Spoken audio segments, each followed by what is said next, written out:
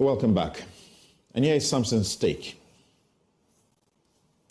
Why over 75% vote, but 5% join protests in Ghana? 75 to 80% of Ghanaians will vote in elections to choose a president and legislators, but only 5% or less will join a demonstration, however noble and urgent the cause for preserving our democracy and improving the collective and individual economic circumstances.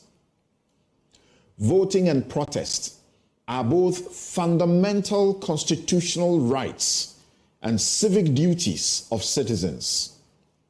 CDD's Professor Henry Kwesi Prempeh is worried about the situation because democracy will work and deliver dividends if a country has active citizens. He demonstrates how this is such a dereliction of basic duty as he condemns the African politicians' revulsion for citizens' protest, a tool for accountability. He condemns the constant resort to heavy-handed policing and a complicit judiciary to stifle lawful protest. He fears the consequences if citizens continue to cede this civic space to political parties who easily mobilize thousands for demonstrations and counter-demonstrations. Doing what? Cheap propaganda. Good governance comes to citizens who are alive to their civic responsibilities beyond waiting to vote every 4 years. I think Professor Kwesi Prempeh was surprised at his investor friend who sought assurance at the start of the financial crisis that we had a Ghanaian solution to a Sri Lanka crisis. Yes, here in Ghana, we had a Ghanaian solution to a Sri Lankan crisis. In that country, thousands poured onto the streets, defied emergency orders, and raised their voices till the president checked out of office. Faced with a similar situation, we looked on and left a handful of elderly citizens in the sun at the premises of the finance ministry. Those we voted, those we hired to manage the economy, ignored them until a former Chief Justice joined their protest over the loss of their life savings. I watched the audience, scholars and friends of Akoto Ampao at his first anniversary memorial lecture nod in agreement as the CDD boss spoke about how our wasteful and selfish politicians take us all for granted as they loot the kitty. The economy has suffered historic damage. People need as much as 17 cedis for a single US dollar. A ball of kenke, which sold for 1 cedi only a few years ago, is now 5 cedis and more in a country where the daily minimum wage is 18 cedis. How do people survive on that? Some earn less. Many, even the middle class, so-called middle class, have been driven into poverty and extreme poverty. Yet, listen to what takes center stage at the campaign rallies. Yeah, listen to them carefully.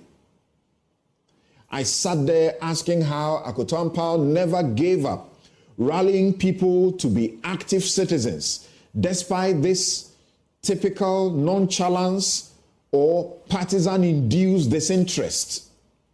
We admit the irreparable damage the NDC MPP duopoly is doing to our beloved country. Yet, we will not give smaller parties and independent candidates the chance for an attempt at some change. I have voted John Kufuor, Atamails, Papa Kwesi Indum, Zanato Rawlings, Esla Usu Ekufo, and Bridget Jugbonuku. It is encouraging to watch Alan Trematin and his movement for change mobilize decent, orderly crowds. His message has been focused on the economy and what he calls the Great Transformation Plan. It is refreshing to see him pick a young man with clear intentions of preparing the youth to take over. Yes, he went shopping for youth, learning that he approached the iconoclast, conscientious protester for an overhaul of this sham of a democratic structure hijacked by the duopoly. Oliver Bakavomawo does not only have an impressive CV, he is far better, well-read, and deeply grounded in life-transforming philosophies and politics than some who are parading in high public office and some jokers seeking to be president of this Nkrumah Republic. May the Anthony Akoto Ampao Memorial Lectures become more than an annual platform to raise conscious and conscientious citizens who will assert their Chapter 5 rights to public protest in our quest for good governance and prosperity. May Busumuru Kofi Annan's words ring deep to benefit Ghana. And Kofi Annan said, quote, "If there is enough noise, enough pressure, enough organization, the leaders will follow the people. If the people are apathetic, they don't vote, they are leaving the field open to the politicians to do what they want." And that is my take. I'll be right back with my guests. Asenanyo Forest Reserve is a production forest established in 1940. It covers an area of 22,800 hectares in the Amase South district of the Ashanti region. About 9,350 football fields of the forest, that is 37.78 kilometers square, has been given out for mining to Edel Metallum Resources Limited. We set out to investigate the environmental infractions engaged in by the company's mining operations at Esumenya.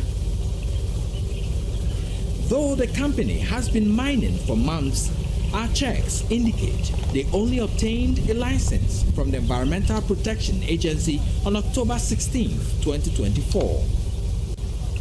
Contrary to its large-scale mining license regulation, the company has been engaged in unconventional artisanal mining methods similar to that adopted by illegal miners. There are no settling ponds or tailings dams as required by law. Contaminated mining residue is left to flow into tributaries of the Ankobra River and the forest environment, contrary to water use regulations. The Asenanyo River, from which the reserve derives its name, is not visible from the mining mess created here. Our team saw indications of the abstraction of clean groundwater into already polluted surface water without the water use permit by the Water Resources Commission. The devastation runs miles into the Asenanyo Forest Reserve. Trees restored under the Ghana Landscape Restoration Project have been pulled down for mining operations. Requests for comment from some known leaders of the company have not yielded any response. The quest of the team to report on the activities of the mine was resisted by a group of armed men claiming to be protecting the concession of Edel Metallum Resources Limited, who physically assaulted the Joy News crew. Reporting for Joy News, Erastus Asaredonko, Esumenya, Amasia South District, Ashanti Region.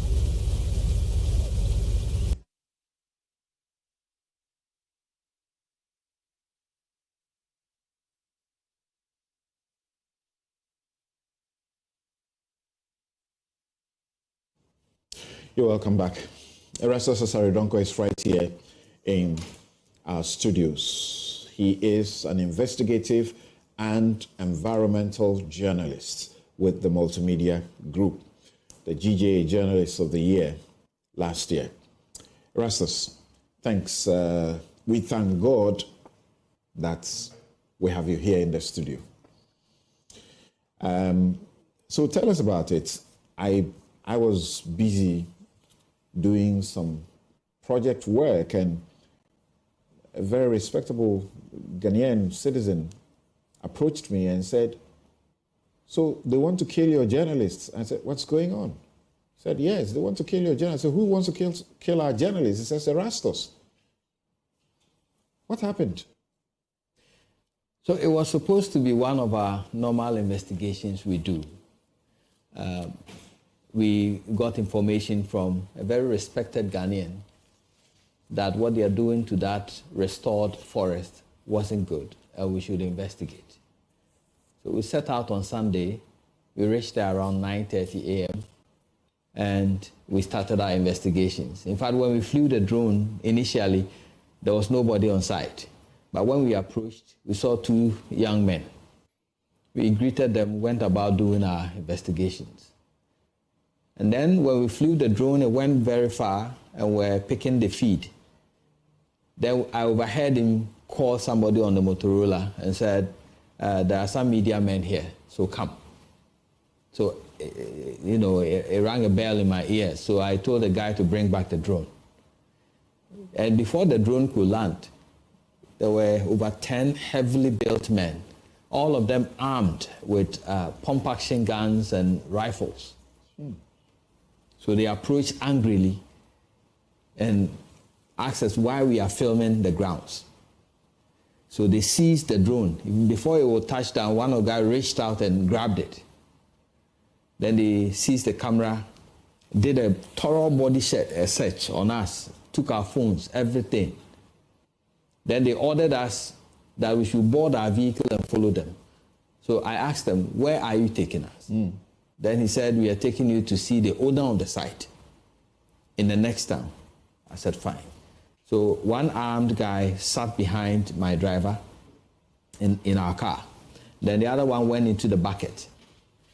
Then there were two vehicles ahead of us, other vehicles behind, and motorbikes flanking us.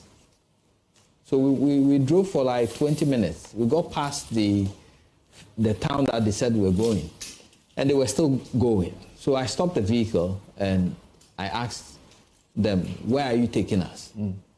Then they said, you don't have the right to ask us questions. You came to our site illegally. We want to do as we please with you. So if your driver cannot drive, then I am asking them to get him out. So they brought some gunmen. They wanted to force the driver out. And I said, okay, fine, let's go. So we drove for another 20 minutes. We entered some bushy area. There was an untarred road. Then they stopped the vehicles and asked us to get out. So at that point, I was really scared because I didn't know what they were going to do. Are they going to shoot us? What are they going to do? So I was asking them, why have you brought us here? You said we were going to see the site owner. Now we are in the bush. So what are we doing here?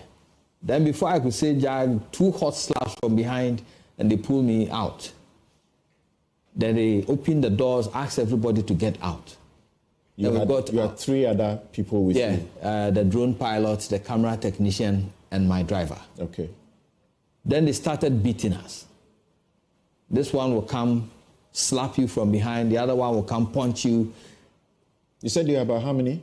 We were four. No, but they were more than 10. All armed? fully armed, pump action, rifles, knives. They were dressed like they were bandits. Yeah, so what happened next? So they started beating us. And in fact, the next 30 minutes, hot slaps. You wouldn't know. You'd be standing there and then one would come from behind, wham. They held you for as long as 30 minutes? Yes. There were exchanges here and there. They said we should open our passwords. They want to format our phones. And I was trying to say that if you think we've taken pictures of your site, let me open the folder for you. Then delete your pictures. But when you say you are formatting my phone, you can't do that. I received a lot of slaps from there, so I had to give in. I said, okay, fine, do what you want with the phone. Then he was trying to do it. He was asking of my Apple ID. Seriously, I didn't remember it. So I told him I don't remember the Apple ID. And that infuriated them more. So the more we talk, they think we are lying and slaps. So eventually I saw a minibus approaching on the untarred road. They ended up formatting your phones? Yeah, they formatted 2 of the phones. They deleted mine. They were not able to do it, so they deleted the files. Okay. Then I went in front of the bus and it stopped. Then I yelled at the driver that we are journalists. I mentioned my name. We work with multimedia. They are trying to kill us. So help us. Then the driver stopped the vehicle, wanted to get out. Then they surrounded the bus with their guns and asked him to move. So he moved the vehicle. So I think it was at that time that they realized that somebody has gotten to know, so they have to leave. So then they grabbed a bag in my vehicle. It contained drone batteries, headset, tablets, and other things we used to operate the drone. Then they left. They abandoned you guys there? Yeah. So we went to the nearest town, Manson, and we wanted to file a case with the police there, but they said they did not have jurisdiction, so we should go to Mansour Dubia. So we drove to Mansour Dubia. We filed a case. We were given forms to go to the Agro-Esum hospital. Then when we came back, they gave us 8 people, 8 police personnel armed. We went back to the site, and we met them. They were there, this time without their guns. But there were heated verbal exchanges with the police. Some of them saying it is their government that is in power. They are not entering any vehicle with any police. So they are refusing invitation. They are not joining the police vehicle. So the police left them. And we went back to Mansour Dubia, wrote our statements, and left the town in the night, around 9. We'll come to the pressure that's been brought to bear on the police and the 3 that have been arrested. But what exactly did you go to this place to do? What's the name of the place again? Asenanyo Forest Reserve. Asenanyo Forest Reserve. Yes. Where is it located? It's located in Amansia South District of Ashanti region. It's close to Manson. Right. If you are coming in from the Sefi area, it's close to Sefi Abuoso. And there's mining in the forest reserve? Yes. But now the government has instructed that they should, as it were, restore the place after a period of mining. So the forest, that forest is part of a restoration project that has been done, I think, about 3 years ago. So they've grown citronella trees to restore that part of the forest, and some of them are matured. And they are uprooting all those trees. In fact, they are uprooting the trees. Yes, again. They have destroyed a number of the trees. The restored trees. This is a special project. Yeah. Where the state is ensuring that the forest that is lost is restored. Yes. And it's been going on for a number of years now. Yeah. And these guys have gone back to this place and they are uprooting. They've uprooted a number of them, as you saw in the footages there. They've uprooted and they've destroyed a large part of the restored forest. The Asenanyo River has been redirected, turned into a muddy pool. You know that river joins the Ankobra, and it's highly polluted now. So what form of mining was going on at this place when you got there? I would say Galamsey. More like an artisanal miner. We understand there's small scale or some proper mining that is going on, not Galamsey, right? So you saw the footage for yourself on TV. The videos never lie, and you saw how they were mining. If you look on your screen right now, you see the kind of mining they are doing. This is artisanal mining. They are supposed to have settling ponds by law, large scale. They are not supposed to use the artisanal washing method. That is what they are using now. They don't have the settling ponds. They don't have a tailings dam. Can you imagine a large scale mining like Newmont, mining without a tailings dam, spilling contaminants into the environment and polluting the already restored part of the forest? If you look at this, this is completely criminal. This is illegal. And I wonder what kind of job the Minerals Commission did. And the river or the water you're talking about is closer? Now, the river is supposed to be where you see. It's supposed to be lying there. You can't even distinguish it from the mess.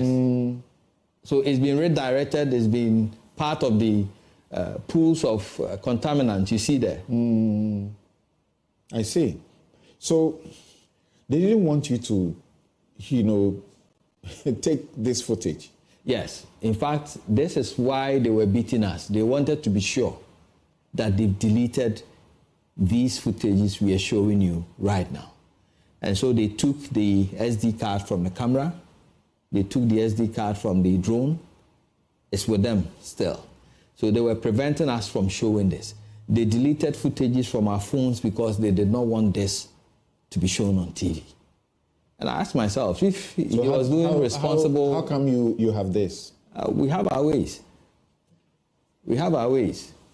If they were doing responsible mining, why would you prevent footages of responsible mining from coming out? But there's supposed to be a responsible, as it were, company it's in charge of this project. Is that not so? The mining lease shows Edel Metallum Resources Limited.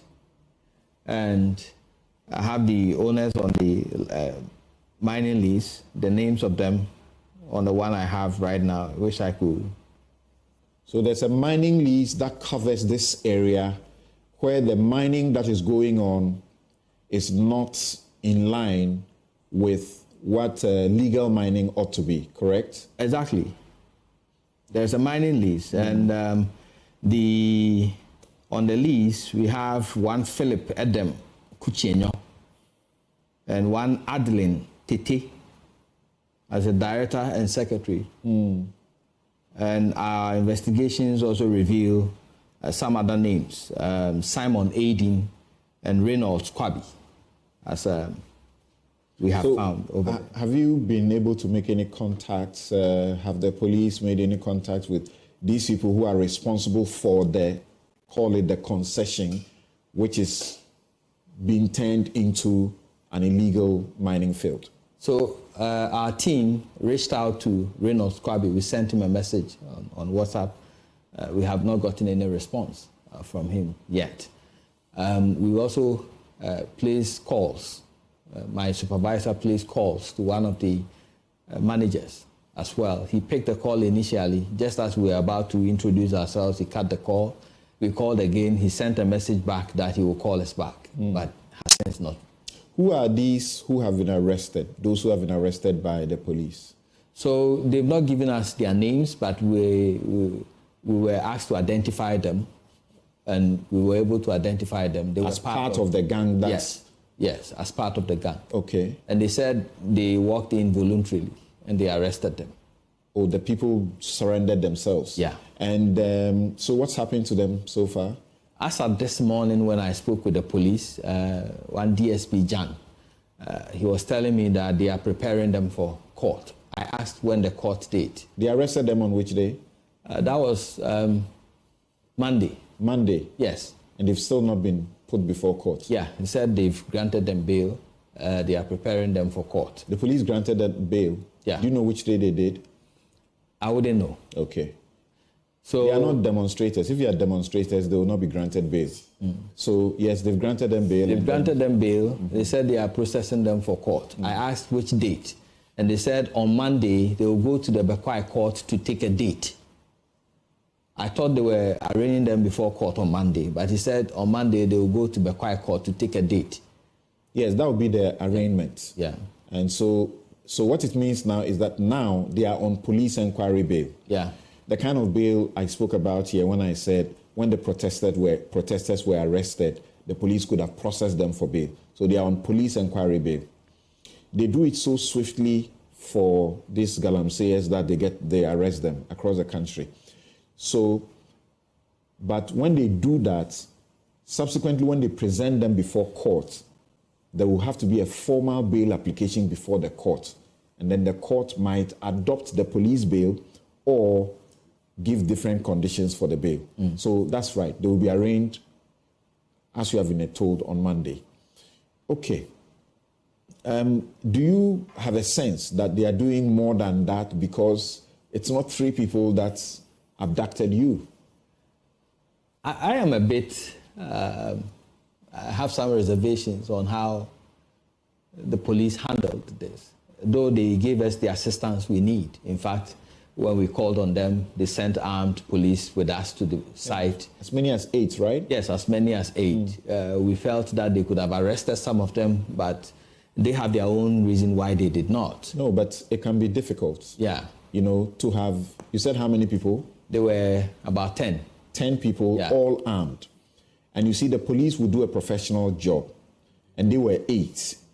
If they did anything and things went wrong, these guys, maybe by now, you may not be alive. Yeah. So let's be a little careful. That's why I'm saying I don't know. So I want to give them the benefit of the doubt. Yeah. It was the following day when we got reinforcement and we went back to the site. Okay. I suggested that I knew where they could be, so we should move ahead to those places. But they said their vehicles cannot move to those places. So, they are bold, eh? Yeah.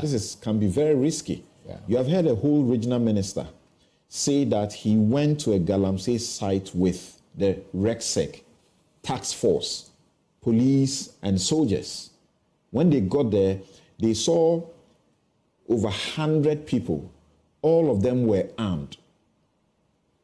And they decided that they had to retreat. So they didn't approach them. So it can be dangerous. Look, Gary, this is how dangerous it's becoming. And you hear Professor Kwesieni and the rest of them suggest that if we are not careful, we'll get to a time where these gangs within Galamsey sites will overpower our security, at least the police. They will become like your typical Boko Haram guys. Samson, good morning. Good morning to my brother Kofi, and then good morning to Erastus. I think you are doing a very good job, and you should be commended for what you are doing. It's very disturbing to hear these kind of stories that in the quest of your work as a journalist, then you have to be faced with this kind of life-threatening situations. I don't think it's right.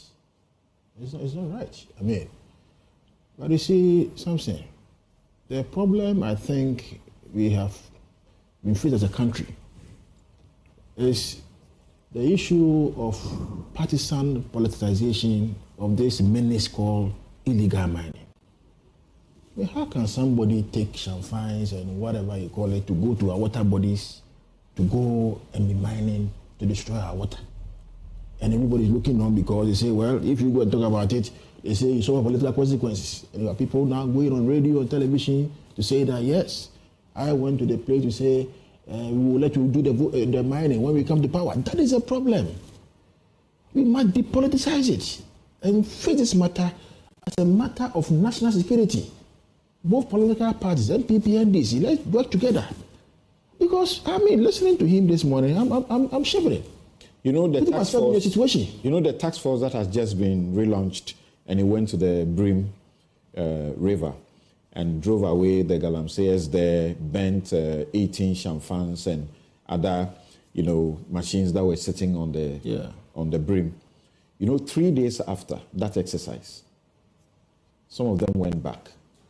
So last week, Adam Stram, who took drone shots, footage of that place, showed us the footage, and you saw the Galamseyers right there. They were back. They are back doing the same, illegality. So it suggests that what we are doing is not effective. For me, I think that we should station the military permanently on those areas. You see, fly drones there, station them permanently. Because if you do like maybe you shifting cultivation, you go on this side and then you move to that side and then you close and you move and they come back. It's like it can't be effective. It should be stationed there permanently.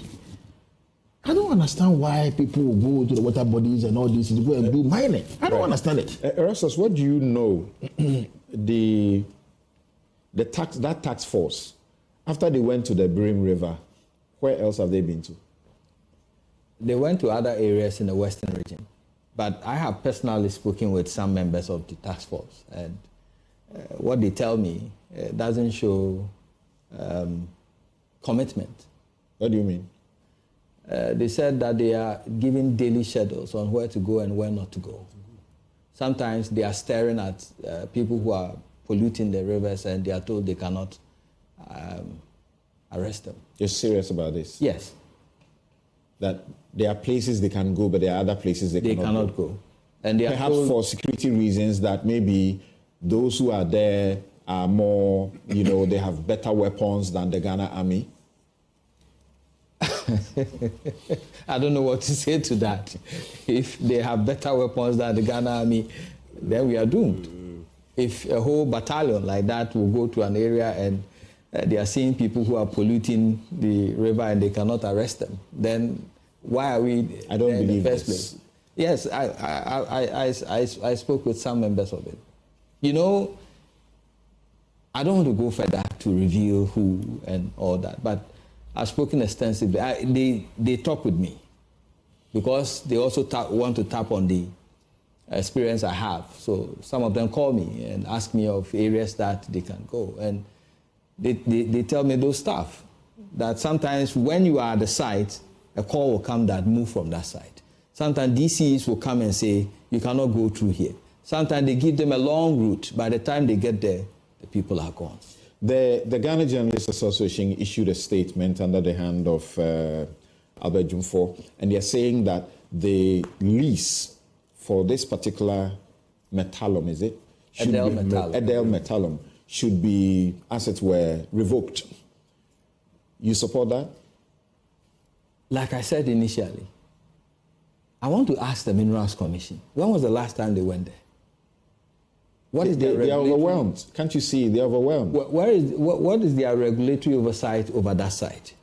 Because if you're overwhelmed, then let's stop giving the license. But they tell you also that they've been to places and they've reported to the police, and the police simply have not acted. What do you want the Minerals Commission people to do? They are not gun-wielding officers. Then let's stop. The Forestry Commission officers, they don't have guns. When you are not ready, then you don't do it at all. So why are we issuing licenses when we cannot even regulate the licenses? Because once you issue the license, it means you should play your regulatory role over that license. It's a collective responsibility. The coordinates that you are giving to that particular licenses, you should make sure they are operating within the coordinates. You should make sure that whatever methods they are using to mine conform with the regulations. If you cannot do that job, then you don't have any business at all issuing new licenses. But as we have seen, we are issuing fresh licenses to people to mine in forest reserves. There is a roadmap. The principle we are told about issuing fresh licenses is that that's actually the solution. Because if you don't give license, they will do it illegally. But if you give them license, you can bring them under your fold and regulate them. You don't agree to that? So how are we regulating them? We are back to square one. So you're trying to solve a problem with a solution that is not feasible. You can't regulate them. You want to solve illegal mining. Now you're giving the licenses, and then they are using the license, you can't regulate them, so it falls back to Galamsey. What have you done? You are worsening the problem. Maybe in that process, you'll be able to regulate a good number, and maybe the few will do the wrong thing. Yes, Kofi, hold on. Okay. Kofi, what are you thinking as you hear this chilling story and the bravado that we seem to become aware of the operators and how they go about it, to the extent that a whole RegSec and a task force will go to a place and retreat for fear that these people will overpower them? Well, Samson, good morning to you and good morning to Gary and Erastus. And I empathize with you in the situation that you and your colleagues really were subjected to. It's really, aside the risk of it, of possibly losing your lives, is dehumanizing. The trauma. And exactly, the trauma of it. But you see, I will not accept this proposition about partisan comments in relation to Galamsey Act as a basis for which an elected authority, a mandated authority with power, cannot deal with the situation. I will not. Why? We're mere people care about anything apart from votes. We're mere demonstrators who were demonstrating against the ill, creating awareness, not hacked and dumped in the cells and further remanded for many days. Was there no political comments on that? But they did it. They had the will to do it. What is stopping the person with authority from taking steps to declare forest reserves, water bodies, and such areas, declaring a state of emergency? But Gary is talking about a fact that you cannot deny. And we are quick to play it about recent matters, and we don't go a little back. You see it show, even in some research papers, when Mahama was campaigning to retain power, and he was talking about regulating the process.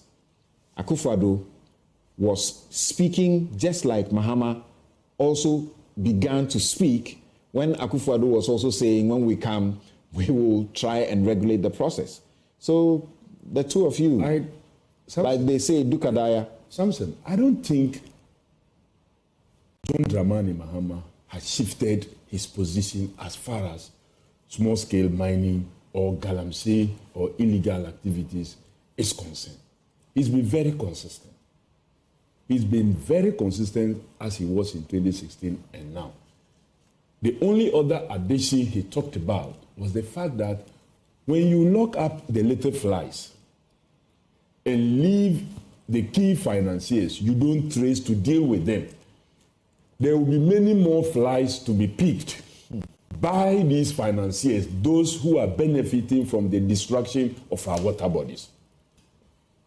You need to put a system in place that tackles the roots. Those who buy the excavators, those who buy the pickups, those who buy the pump actions, those who buy the rifles. Because as for the young persons to be put in the forest and in our water bodies, you would always find them. Arrest 1,000 today, you will get 2,000 who will be willing to move in there. So you don't solve the problem by such means. Where is the difficulty in declaring those areas as becoming under an emergency situation? So that when anyone is walking there, the person knows that even by my movement towards that place, there is a certain declaration that anyone who spots me, anyone who sees me, can take some action. But if it remains that you send a platoon there, they go and burn champagnes. Some of them get burnt even in the water bodies. And so you are not really burning the destructive part of the champagne. When you burn what we see on the surface, you haven't done anything. Those ones are just platforms that are built right there. The real body that is doing harm to the water body is down there, and you are not able to burn that part. But when you declare a state of emergency in such areas, whether there is a permanent military presence there or security presence there. Let me use security and not just say military. Security presence there or not. There's a certain understanding that water bodies, forest reserves, the state of emergency is been declared. So you step there at your peril. But until you do that, and I don't see the difficulty, I don't see the president has taken steps and has brought anything to Parliament for Parliament to pass to enable him effect, and Parliament have refused. You have not brought anything before. You guys have joined the public to complain when you pass this law that allows mining in forest reserve. It was passed by Parliament. You know, it was. I don't hold brief for sightings, but you know that Parliament works with committees. We've worked with Mines and Energy Committee. Right. We've worked with Lands and Natural Resource Committee that have dealt with issues to do with mining. This very LI that has become troubling was smuggled through EPA, through the committee responsible for environment. And so the kind of attention, focus that has been We'll come to talk about that because Okujeto Ablakwa, Al Hassan Suhini, and Francis Xavier Sosu have started a process for a private members bill to revoke to cancel that provision that allows for mining in forest reserve. But I'm going to ask the question whether that is not just for populist purposes, because I thought we knew that organized labor, when they took the decision that they would not strike, it was because they had been given the assurance that the state was going to take steps and that the state had actually started what it's required to change that law. So why are they still doing this? I said we'll come to that. I will come to that. Let Erastus take leave of us. Erastus, this must have shaken you and your team. What are you looking forward to? I really hope that this has not led to a point where you become afraid to continue with your work. No, it hasn't gotten there, but we are looking for justice. Secondly, we want our items returned. In fact, those drone batteries, the tablets are very expensive for common journalists like us. We bought them with our own monies, and we need them back. And I think the police will do a very good job to get those items back to us. This is what we do. We only have to be more careful. We only have to review our security protocols going forward. But definitely, it's not a job that we intend to quit. At least how much do you need for that drone? The drone we hire at the moment. You rent it? You rent it, yeah. Okay. And it's a very expensive product, so we cannot buy it ourselves. I see. All right. Thank you. You're expecting that the police will make more arrests? Yes, they can, and we expect them to do so. Okay. All right. Thank you very much, Erastus. You want to say something? Just a minute? A minute, then we take a break. Yes. You see, just to reiterate the point that I made. Professor Mills on 4th of August 2011. Can we move away from the politics? That is why I'm saying that we have to depoliticize it. So start depoliticizing. Don't get into the politics. It has run through President Mahama, President Mills, President Mahama, President Akufo-Addo put his president on the line. Let's get to a stage, which I think we have come now. Yeah, things have gotten really worse. Where we must now all agree, as a nation, collectively, me and my brother will be on one side, right, to now fight against the menace. Okay. That is the point I'm making. Thank you very much. We'll take a break here. We'll be right back. You're welcome back. This is Newsfile. It's your most authoritative news analysis platform. And here on Newsfile, we put Ghana first. It's brought to you by Bank of Africa, strong as a group and close as a partner. MTN everywhere you go. Ashesi University, educating ethical and entrepreneurial leaders for Africa. Robert & Sons Optical Services, your comprehensive eye care service provider for 33 plus years. My Way Insurance, dial *165# on MTN to join My Way today. DPS International, where every child shines. Flamingo Paint, simply superior. Syntex Tanks, It's strong. It is tough. Activa International Insurance. Our clients are passion. And my outfits, as always, is by Konati Clothing. What you wear counts. You can find Konati Clothing at Adenta Shopping Center, Adenta Down.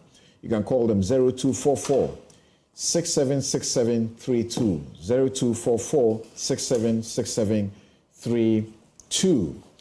And thank you all for still keeping your dials and your channels here. My guest, you have been listening to Erastus Osare Donko, award-winning journalist of the year. Last year, he is an investigative and environmental journalist with the Multimedia Group. He and his crew were attacked by gun-wielding Galamsey operators working on a lease, a concession properly leased to a legal mining firm.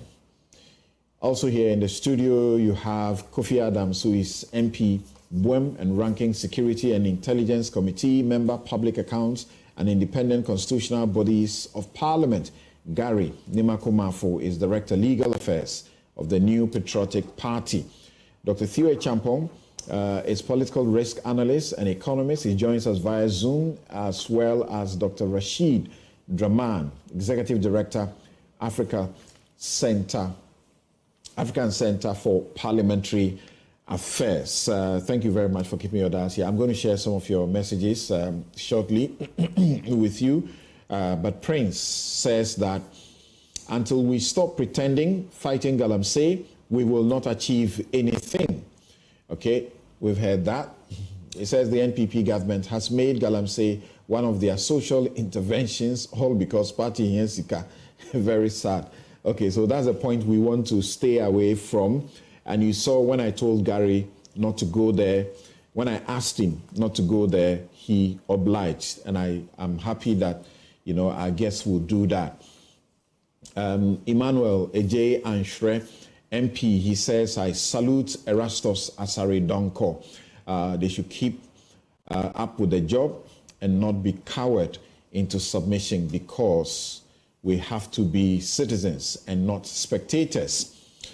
K. Amofa is posting on X, Ghana's immediate challenge is honest and forthright leadership. Citizens can no longer believe anyone about any issue in this country. Brian Brown on X says the illegal mining, Galamsey issue in Ghana, and the misinterpretation of the status of the 4 parliamentarians who are also candidates for the 2024 elections are two sides of the same coin. Lack of principle and leadership.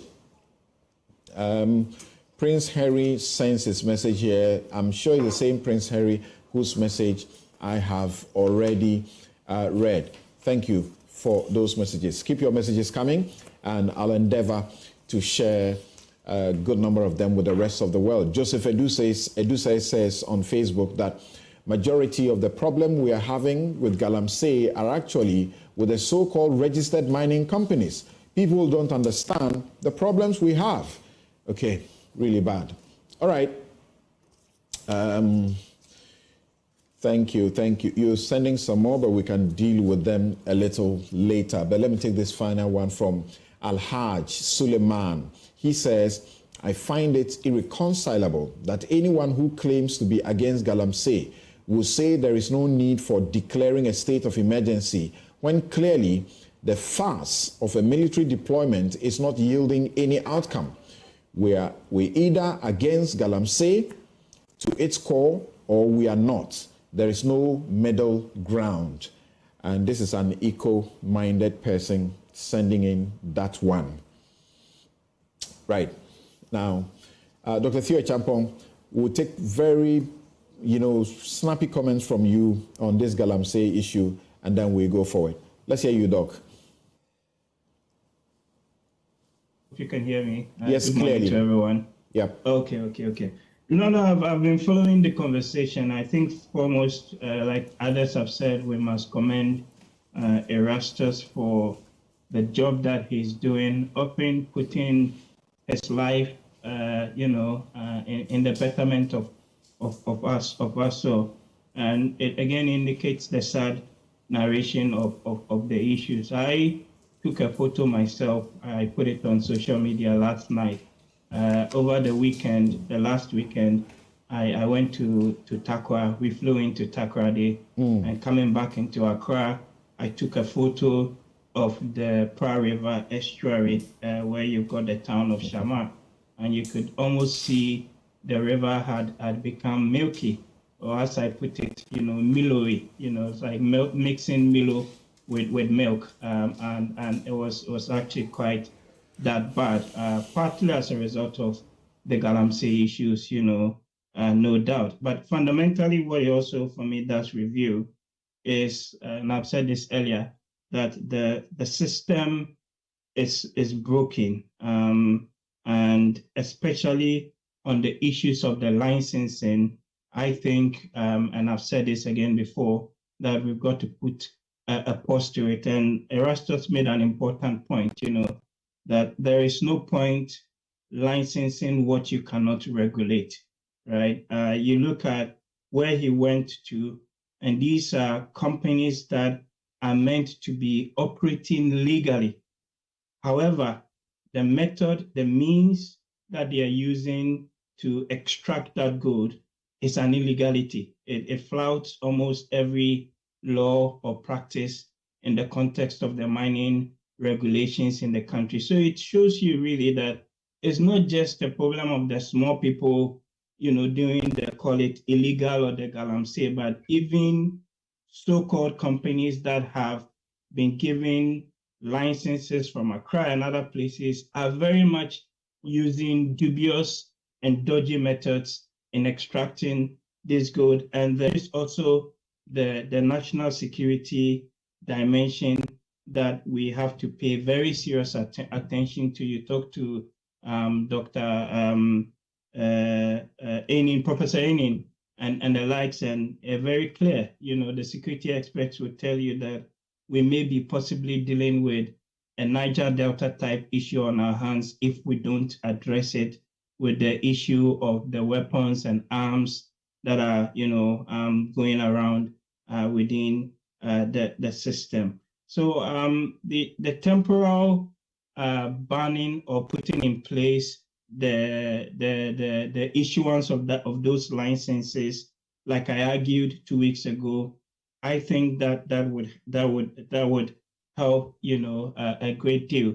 But the issues are devoid of politics. I mean, you look at the financiers, those that are putting in the money into this, and those in the space will tell you people from different strata of spheres of society are involved in financing this, illegal monies. And many of the people we're arresting at the mine sites are just the tip of the iceberg. And it's both legal and, illegal forms of mining. And their decision to go on a strike, and that was the best opportunity for them. They should have gone on the strike, and by now would have seen real action. The state of emergency would have happened, and a lot more would have gone into this process than we are currently seeing. You were against that. Are you beginning to change your mind? Have you seen anything that is seeking to improve the situation? I'm still against it. I'm not sure how a state of emergency actually, would change things. People have argued that, okay, declare a state of emergency in those specific rivers, mine sites, and things like that, and at least you can have like a targeted action in and around that. But if you do that without necessarily, for example, scrapping the laws, changing the way the licensing regime is done, and like Erastus showed you, they went to some of these places. The police people went there. Yeah, it's an extraordinary problem. You need extraordinary solutions. You don't need the normal solutions.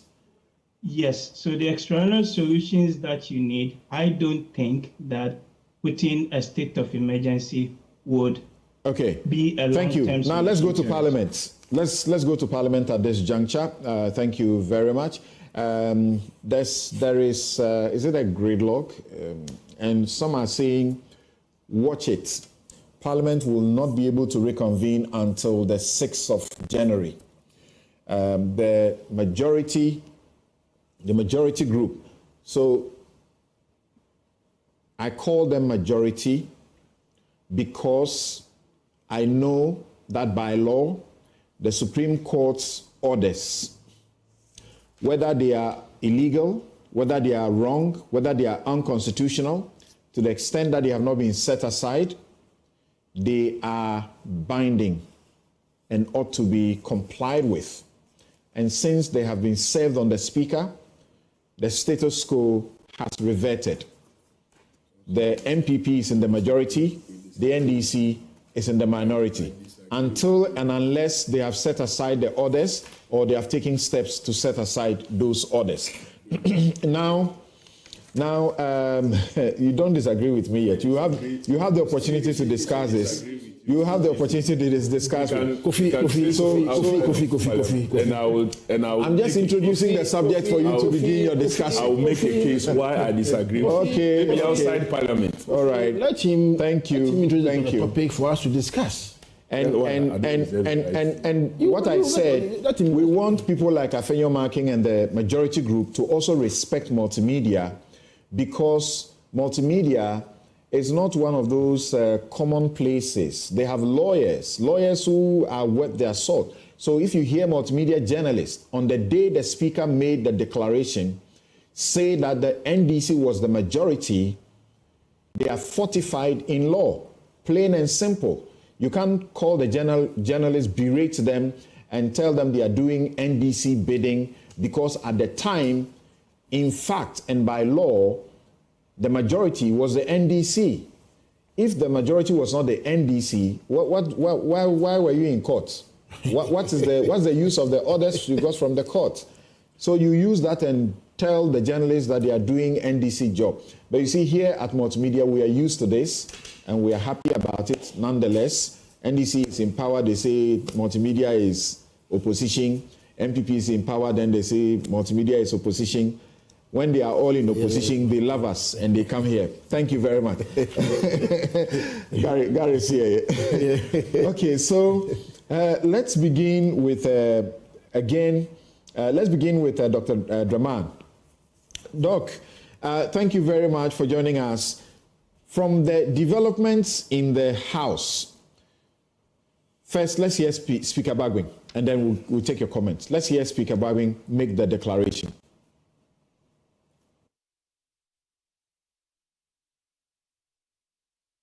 In accordance with Standing Orders 59, adjourn the House indefinitely. That is sine die. I want to quote Standing Orders 59:1. It says, the Speaker may, in consultation with leadership, suspend a meeting of the House indefinitely or for a period determined by the Speaker, having regard to the public interest and the exigencies of the state of affairs in the country. Honorable members, I have consulted leadership, and I am exercising my discretion to decide to suspend the meeting of the House indefinitely. The House is accordingly adjourned sine die.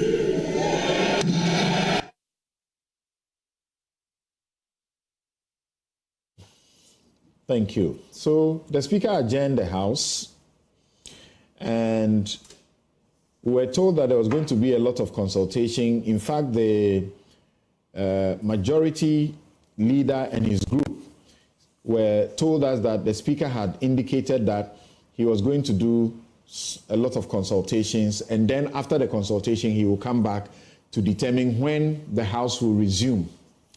Then just the next day, we have this document.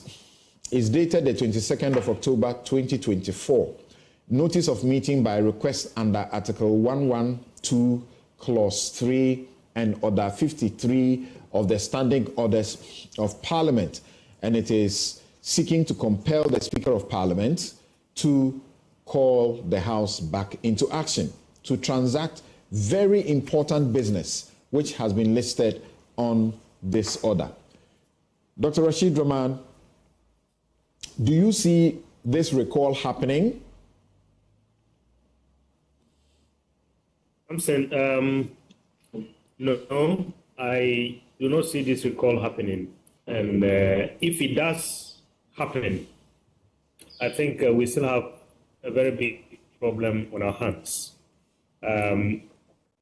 This issue is not a legal issue. And I think the earlier our parliamentarians and the two parties get it, the better. This is a political issue and it requires a political solution.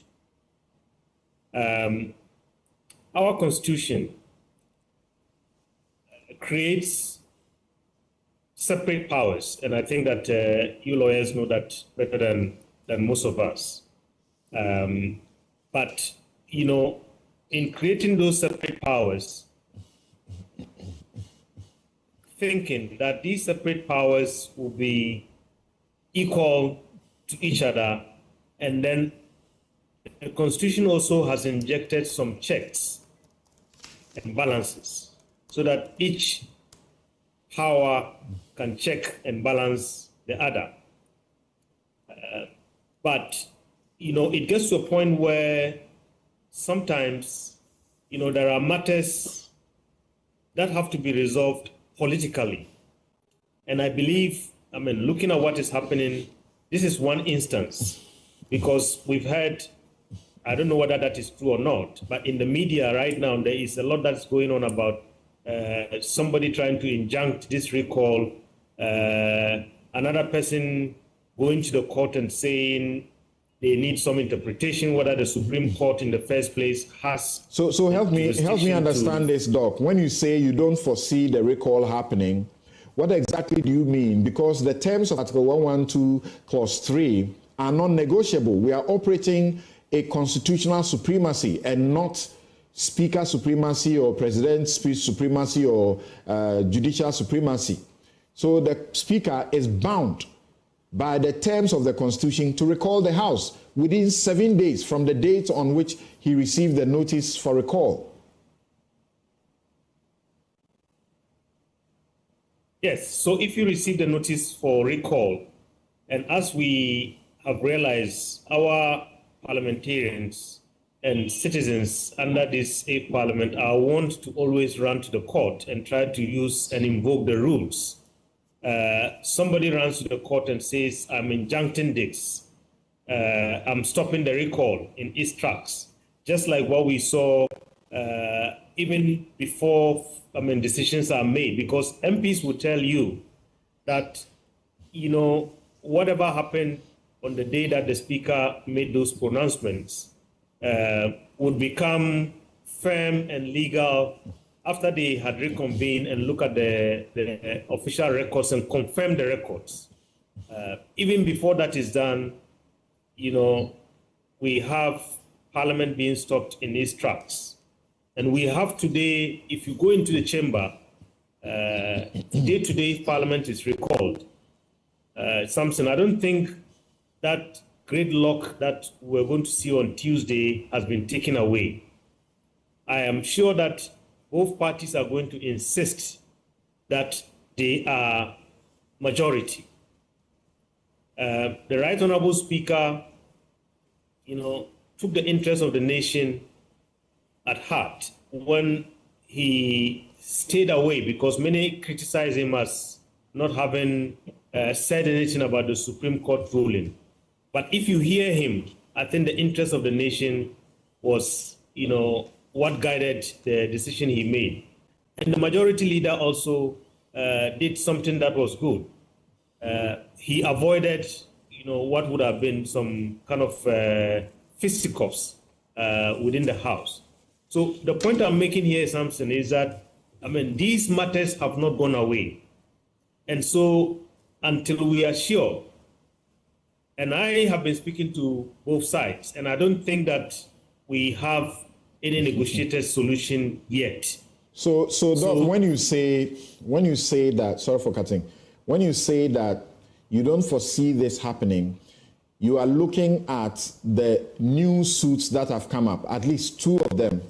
Yes, indeed. One by Benjamin Tete, both are actually by Benjamin Tete. There's a Benjamin Tete Yemo who filed a suit against the speaker, that is yesterday at 1:02 p.m.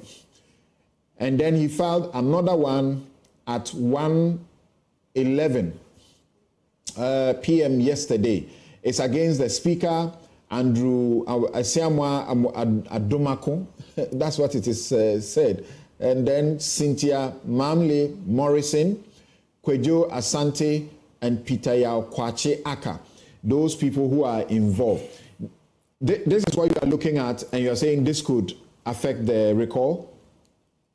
Yes, indeed. I mean, that's what I'm looking at. So let me not go too much into the law because I'm not a student of law. I'm a student of politics. And so for me, I'm looking at it from the point of view of, I mean, if we have all these legal matters, and like I said at the beginning, this, I believe, in my knowledge of the workings of Parliament, is more a political issue than a legal issue. So if, all the negotiations that some of us are calling for have not happened, and we are going to go into the inch from their positions, maybe unless somebody coaxes them, unless they are forced, unless some negotiation takes place, then we might not achieve anything, even if the recall happens. Okay, hold on for me. Dr. Theo Champong, do you share this view that this is possible, that the recall may not happen because of these new, suits? And I understand, and I have information that there are likely to be at least one more suit by Monday. Samson, when the speaker made a statement, he indicated, that there are issues, although it wasn't outright, right? Issues that need to be resolved within the legal processes, specifically the Supreme Court, and then now you have the High Court case, and then a few other cases that are likely to come. What that more or less means, I think, is that until those issues are more or less substantively dealt with, there may be a challenge with Parliament being able to recall within the timelines that we're looking at. So it's probably 50-50. My biggest concern in all of this is, what does this do in terms of course, parliamentary business and government business as well, given that there are some important bills that need to be passed. Doc, we'll get to the items. We'll get to the items for the recall. But if this is what people believe, that simply filing series of suits has a potential to stop, the reconvening, what happens to the accusation that the judiciary is just doing the bidding of the executive? That does that not mean that they will simply dismiss these suits by Monday morning? To the extent that it could lead to constitutional issues. Again, I'm not a lawyer, but I'm also a student or interested in these things. Then yes, the courts could sit as fast as they can, and the ones that they would dismiss on the basis of whatever legal arguments there are. The ones that they need to sit on and rule on, or the ones that, as you lawyers say, on the prima facie have some sort of evidence, that would go through the normal processes, and that could take a couple of days to be resolved. Even if we assume, right, that they are all dismissed, and there is still the Supreme Court, the third one that need to be resolved, that again would take some time. So you're looking at it's almost 5 or 6 days to the end of this month, and then you've got practically some days in November before the election, which then means that a number of key things probably may not, be resolved. Okay. But I think that the courts would act fast on this, definitely, to try and avert any sort of delay to the constitutional architecture. All right, thank you. We'll come back to the issues that they are going to discuss if they eventually get the recall happening.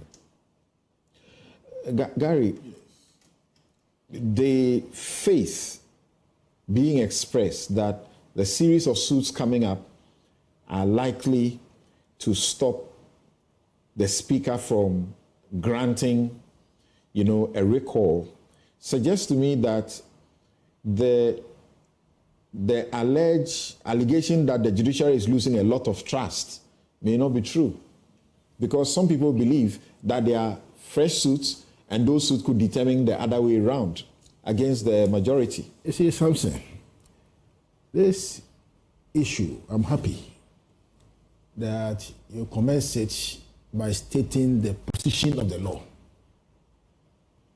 You see, I always say that it is immaterial whether you belong to political party A or B. On matters of law, that the public know that there is a position of the law. So when you said it, then my brother Kofi Adam said he doesn't agree with you, I forgive him because he's not a lawyer. But when you indicated that once the Supreme Court has spoken and put a stay of execution on the order of the Speaker, the majority side remains as it were, the majority remains as it were. What has brought us to where we are now? In my view, my humble view, I think that How do you start? Right Honorable Speaker Bagbe will have saved the country all this brouhaha by simply staying his hands off and proceeding at the time when the writ of summons and the injunction application was served on Parliament. On the 15th. Yes. Nothing was served on. Before they took the decision. You see, It was ex parte. you see, They had not been served. That's correct. There was no service on Parliament. You see, There was no service on So it's okay. You see, I have in my hand here a letter that was written on the 18th of October, 2024, under the hand of Mr. Ebenezer Ahuma Jetro. Is it called Jetro or Jetro? Jetro. Jetro? Okay. Now, this letter seeks to show clearly that the injunction process and the writ was served on the House. Show us why. I should read the letter. Show us why it shows that the House was served on the 15th. This letter is addressed to the Registrar of the Supreme Court, Accra. Dear Registrar, writ of summons Dated 18th of October, 2024. A day after the Speaker made the declaration of the ruling. The ruling. And you see, let's approach my way sober heads. That's what I'm saying, that it will have saved all of us the trouble. So let's Now, hear it. I am directed by the Right Honorable Aban Sumana Kingsford Babe, Speaker of Parliament, to return the attached processes which was left at the Legal Services Office of the Parliamentary Service by 3 bailiffs of the court on Wednesday, 16th October 2024. Attempts were made to set the same processes on Tuesday, 15th October 2024. Right Honorable Speaker notes that the attempted service is contrary to Article 117 of the Constitution and the circular issued by the Chief Justice, by Lady Cecilia Pamela C.A. Cranton J., that's the Justice Secretary. Then they say, consequently, Right Honorable Speaker had directed the return of the attached processes for necessary action. Signed, Ebenezer Ahuma Jetro. This letter now attached the processes, which was an injunction application, which was filed, which was seeking to hold the Speaker's hand to proceed to give a pronouncement on Article 97, and it was returned back to the Judicial Service. Sometimes we should hasten slowly. You are just saying that because you were not served on the Monday as directed by the CJ in its party direction, you are returning the processes back to the judicial service. What stopped the speaker from just simply saying, yes, I'm now seeing the writ of summons with accompanying claim and the injunction application, seeking to hold my hand to say that the very thing I want to proceed to comment on or to give a ruling on. So therefore, I'm holding my hands to abide by what the Supreme Court will say. In respect of the interpretation of Article 97, G and H, which is a new area altogether. Now, let's not forget, the Speaker has placed, the Speaker and the NDC side, they have placed a different meaning to the provision. The NDC side have also placed a different meaning to the provision. Speaker and NDC are simply saying that the filing of the nomination by these people at the EC amounted to a vacation of their seat. That's what they are saying, that the filing of the nomination at the EC amounted to a vacation of their seat. To the others, they understand of it. Majority side is also saying that the mere filing did not amount to a vacation of their seat. However, vacation of the seat will happen if and only if those members of parliament actually physically move from where they are to the minority side. In parliament. In parliament. So clearly, an issue of interpretation has what?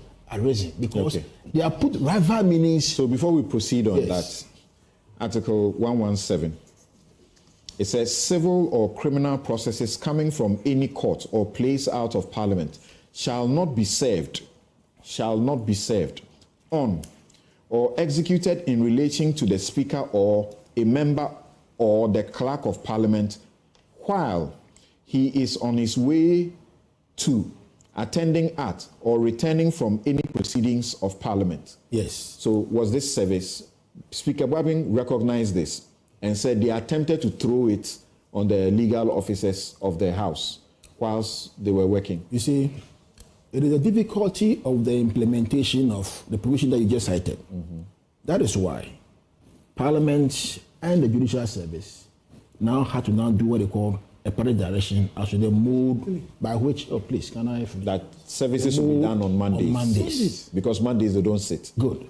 Now, by this letter, what it means is that the Speaker of Parliament was seized with the facts of the writ, was seized with the facts of the injunction application, and he was fully aware that this is what Afenyo-Makin was seeking to do, and yet proceeded to do what he did. A while ago, you commended me for commencing on a note of being direct and plain about the law. Yes. In the face of Article 117, did the Speaker do the right thing, that they had not been served, or you will say they were served? You see? No, can we answer that? No. They were served. They were served? They were served. Article 117 says, civil or criminal processes coming from any court or place out of parliament shall not be served on or executed in relation to the speaker or a member or the clerk to parliament while he is on his way to, attending at, returning from any proceedings of parliament. Yeah, you see something. That's why I'm saying that it is a difficulty of the implementation of 117. That is why they all agreed on what they call... Let's pause on the difficulties for now. In the face of this provision of the law, yes, was there service by taking the processes, going into parliament whilst they are working and seeking to throw the processes on them? Is it said they were working? Yes, they were. Parliament sat on Tuesday. They were. They were working. Yeah, they were sitting. So Wednesday, we sat. You see, Samson, let's get it very clear. Was it service? No, listen. No, you. So the service, hold on. Let's even assume that the service was even irregular. Okay, it was even irregular. Assuming it was even irregular. The contents of the writ and the injunction application has been brought to the notice of the Speaker. Is that not right? Is that proper? Is that the way to do it? I'm saying that, assuming the service was even irregular, let's say the service was even irregular. Let's agree that it was even irregular service. That you are looking at 117, and expecting that you must strictly apply the 117. The point I'm making is that the context of what you want to do has been brought to your attention through the writs and the injunction that, look, please hold your hands on the interpretation of the Constitution. And let's wait for Supreme Court to give us interpretation. We all agree. So when it comes to interpretation, let's move beyond that. Okay. Even though this is too plain, let's move beyond that. Do you think that if that were to be the standard, can you foresee the mischief? Parliament wants to do anything. By any morning, somebody goes there, throws documents at them, and says there's an injunction application. Not that a court has given an injunction, there's an injunction application, so stop. The next day, Parliament wants to do another business. Somebody is not happy about it. It goes to the court, files a process in the court. It has not been granted yet, comes to serve on them. What do you think?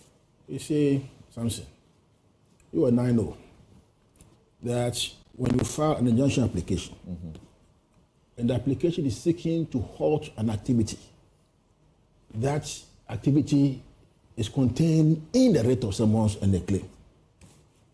And you say, please stop. And the person proceeds to do the very thing that you are complaining about. That is service contempt of court. That's not my question. What is your question? Do you foresee the problem with Parliament if what you are proposing works? Tomorrow, Parliament wants to do something. I don't want them to do it. I'm not happy about it. I go to the court, I issue a writ, I add an injunction application. It has not been heard, nothing. I go and throw it at them. The next day they want to do another thing. Somebody doesn't want it. Goes file something, throws it at them. They should stop, they shouldn't work. Oh, I don't think that you see, now you are going too far. You see, now you are going to absurdity. That, people just issue frivolous applications and then we just go to a servant of Parliament. I mean, now you're going too far. There is a matter where an issue of interpretation has arisen. And it's a matter that you and I know that 97 has not been interpreted before. It is a matter that the two parties, including the speaker on the NDC on one side. I don't want us to talk about that. I've seen you are just evading my question. I'm not evading your question. I'm not evading your question. I am saying that, you are going to an absurd situation. What you are saying is an absurd situation. That, anytime one people don't do anything, then you go and hold them. That's you an absurd situation. So you appreciate the purpose of the arrangement between the Parliament and the judiciary? I do. That if you have to serve things, serve them all. I do, 100%, I do. The only point I'm making here, for all of you to understand, is that the very thing that he was seeking to halt, he was aware. And he gave his ruling, which he said is a comment, his ruling on the matter, and now it's confusion. People says they have stayed it.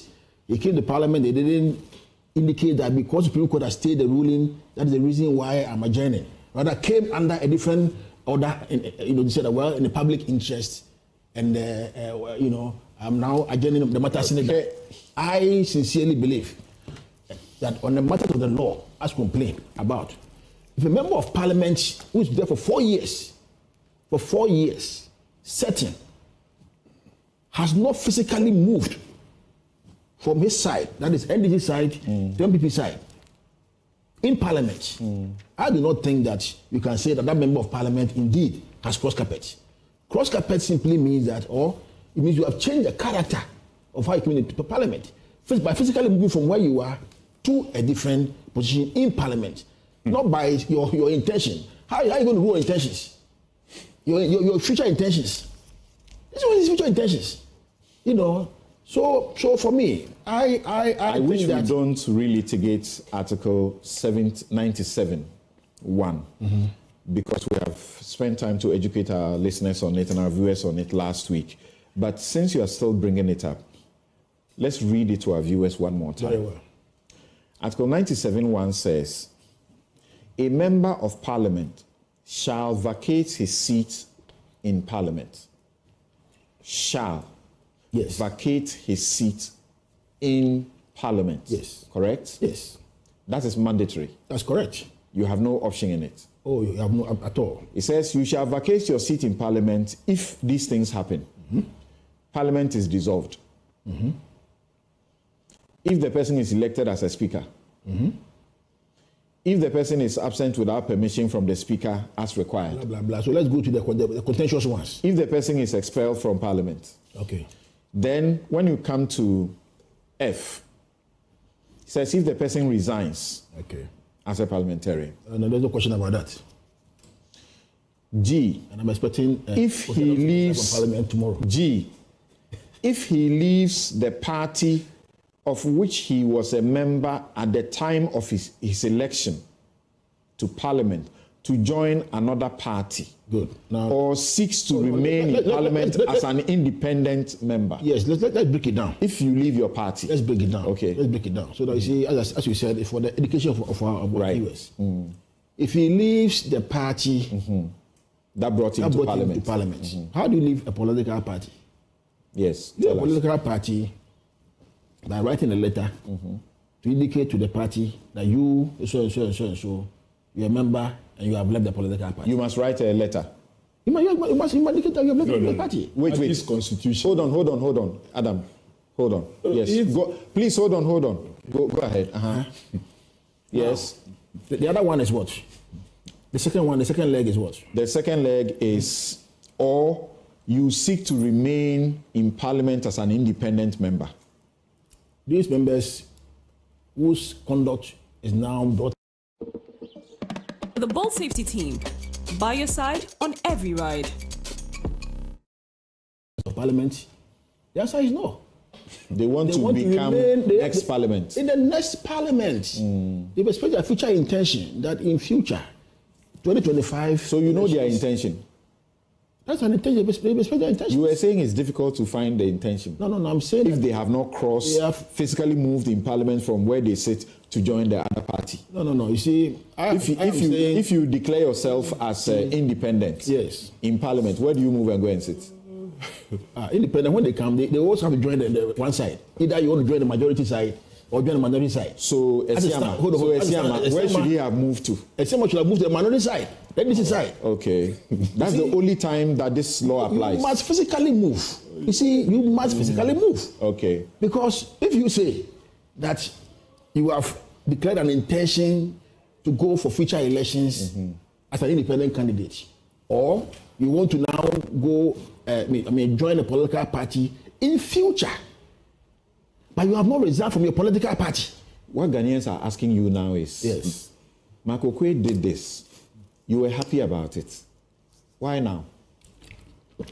You see, Mr. Makokwe did it. I was happy about it. I didn't comment on what Makokwe did. So why do you say I was happy about it? I didn't comment about it. Did you hear me comment about what Makokwe did? I didn't comment. Did he do right?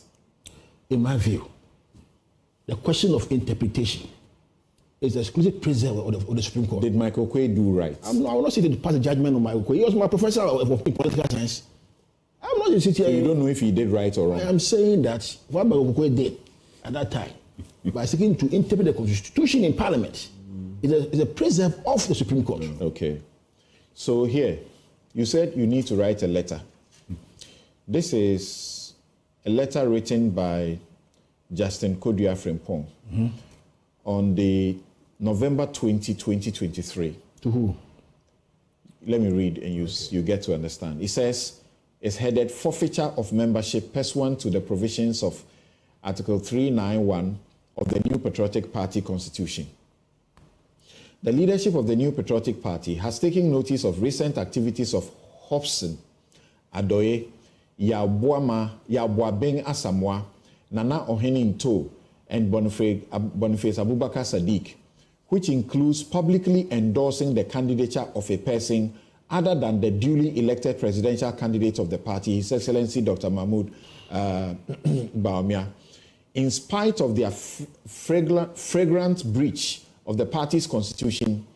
Then it quotes blah, blah, blah. The aforementioned men still hold themselves out as members of the NPP. For the avoidance of doubt, then they refer to the particular article and then come to say, in line with these constitutional provisions, it is the view of the NPP that Hobson Adoye, Nana Oheninto, Boniface Abubakar Sadiq, and Yabuabeng Asamoah have automatically forfeited. Automatically forfeited is in caps. Their membership of the party They are therefore no longer members of the party. Thank you. I'm happy that you quoted NPP constitution. But you didn't quote national constitution. No, you said you need to write a letter to show that you have left the party. No. Did these people write letters to the party? Well, this is a situation where the General Secretary said he has taken notice of the activities of these persons, and so therefore the membership is forfeited. And they did this on your advice because that's your job. This is the operation of the MPP constitution. Okay? It says MPP constitution. Oh, Sammy, it says what? The constitution says what? Can I finish? Go ahead. MPP constitution is subservient to the national constitution. Okay. This thing you are talking about here is an issue of national constitution. So does the MPP constitution require you to send in a resignation or a letter before you are deemed by the MPP as having forfeited your membership? Well, sometimes your activities can show. We must dismiss you. You can even be dismissed from the party. Yes. Okay. On the party. I'm saying that in this instance, even though the conduct of these MPs, to me, I'm holding NDC's constitution. It's impugned. This is a copy. I'm holding MPP's constitution. Is it amended one or this is the old one you are holding? This is the amended. So actually, this one is not Article 3. This one you find in Article 9. Hold on. Forfeiture of membership. I want to read something to you. Hold on. I want to read something to you. Forfeiture of membership. It says, a member of the party who stands as an independent candidate against the officially elected member of the party, or who joins or declares, once you declare, you are caught, who joins or declares his or her support for another political party or for an independent candidate when the party has sponsored a candidate in a general or by-election, automatically forfeits his or her membership to the party. Yes, this is the MPP constitution, and I agree with it. Now go to the area where it says a member shall not lose his right for membership unless he has been heard. In the constitution of the MPP. It's there. Wait. Boniface, Abubakar, Sadiq, all these people, were they heard before you issued this letter telling them that they have automatically left the party because they have declared for Alan Chamating? You see, Samson, the constitution should be read as a whole. You don't pick and choose the portion that favors you and use it. No. It should be read as a whole. I'm saying that this constitution of MPP, if you read it as a whole, you ought to hear a person before you take certain actions against the person. When the party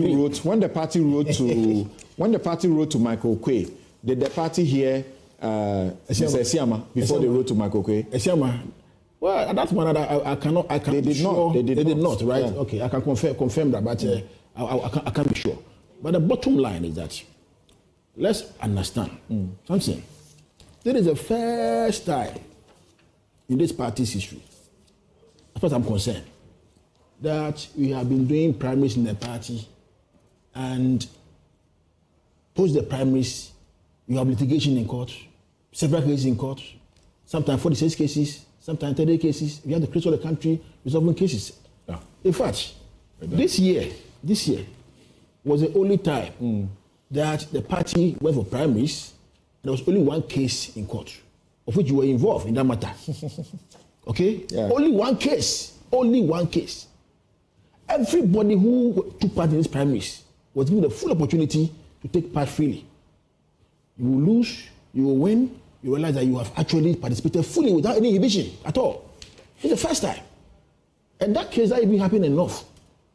That was the only matter that became a sort of matter of a court suit. So for me, if you go into a primaries and you lose, and then you decide, having lost the elections, you want to go as an independent candidate against the party's nominated candidate, to me it's an unfair decision against the party. Okay, I have one more question for you. It is not right. So it is very, very wrong. I need us. But that doesn't mean that they have also lost their right to stay in parliament. I need us. But they have not said they have crossed carpet. I need us physically in parliament. I need us to move on. But because you brought in the Wale case, let me tell you one interesting thing. Why some people have issues with the courts. In the Wale case, the judge came out and said, this person case has won. This person has lost. He didn't read anything. And he said he did this on Monday, September 2. And he said that the judgment will be ready September 12th.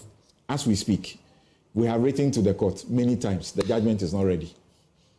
This is some of the things that dips people's hope in the courts. Now the question I'm asking you here is that could be an isolated case. Isolated. Which reasonably. Okay. I will not agree that you give a date for judgment and then you don't deliver the judgment. Maybe there may be a reason for that, but I think communicate why the judgment is not ready. Okay. That notwithstanding, I think there has been elections there, and your candidate has still won. Well, this has just also happened. I think the PPP case.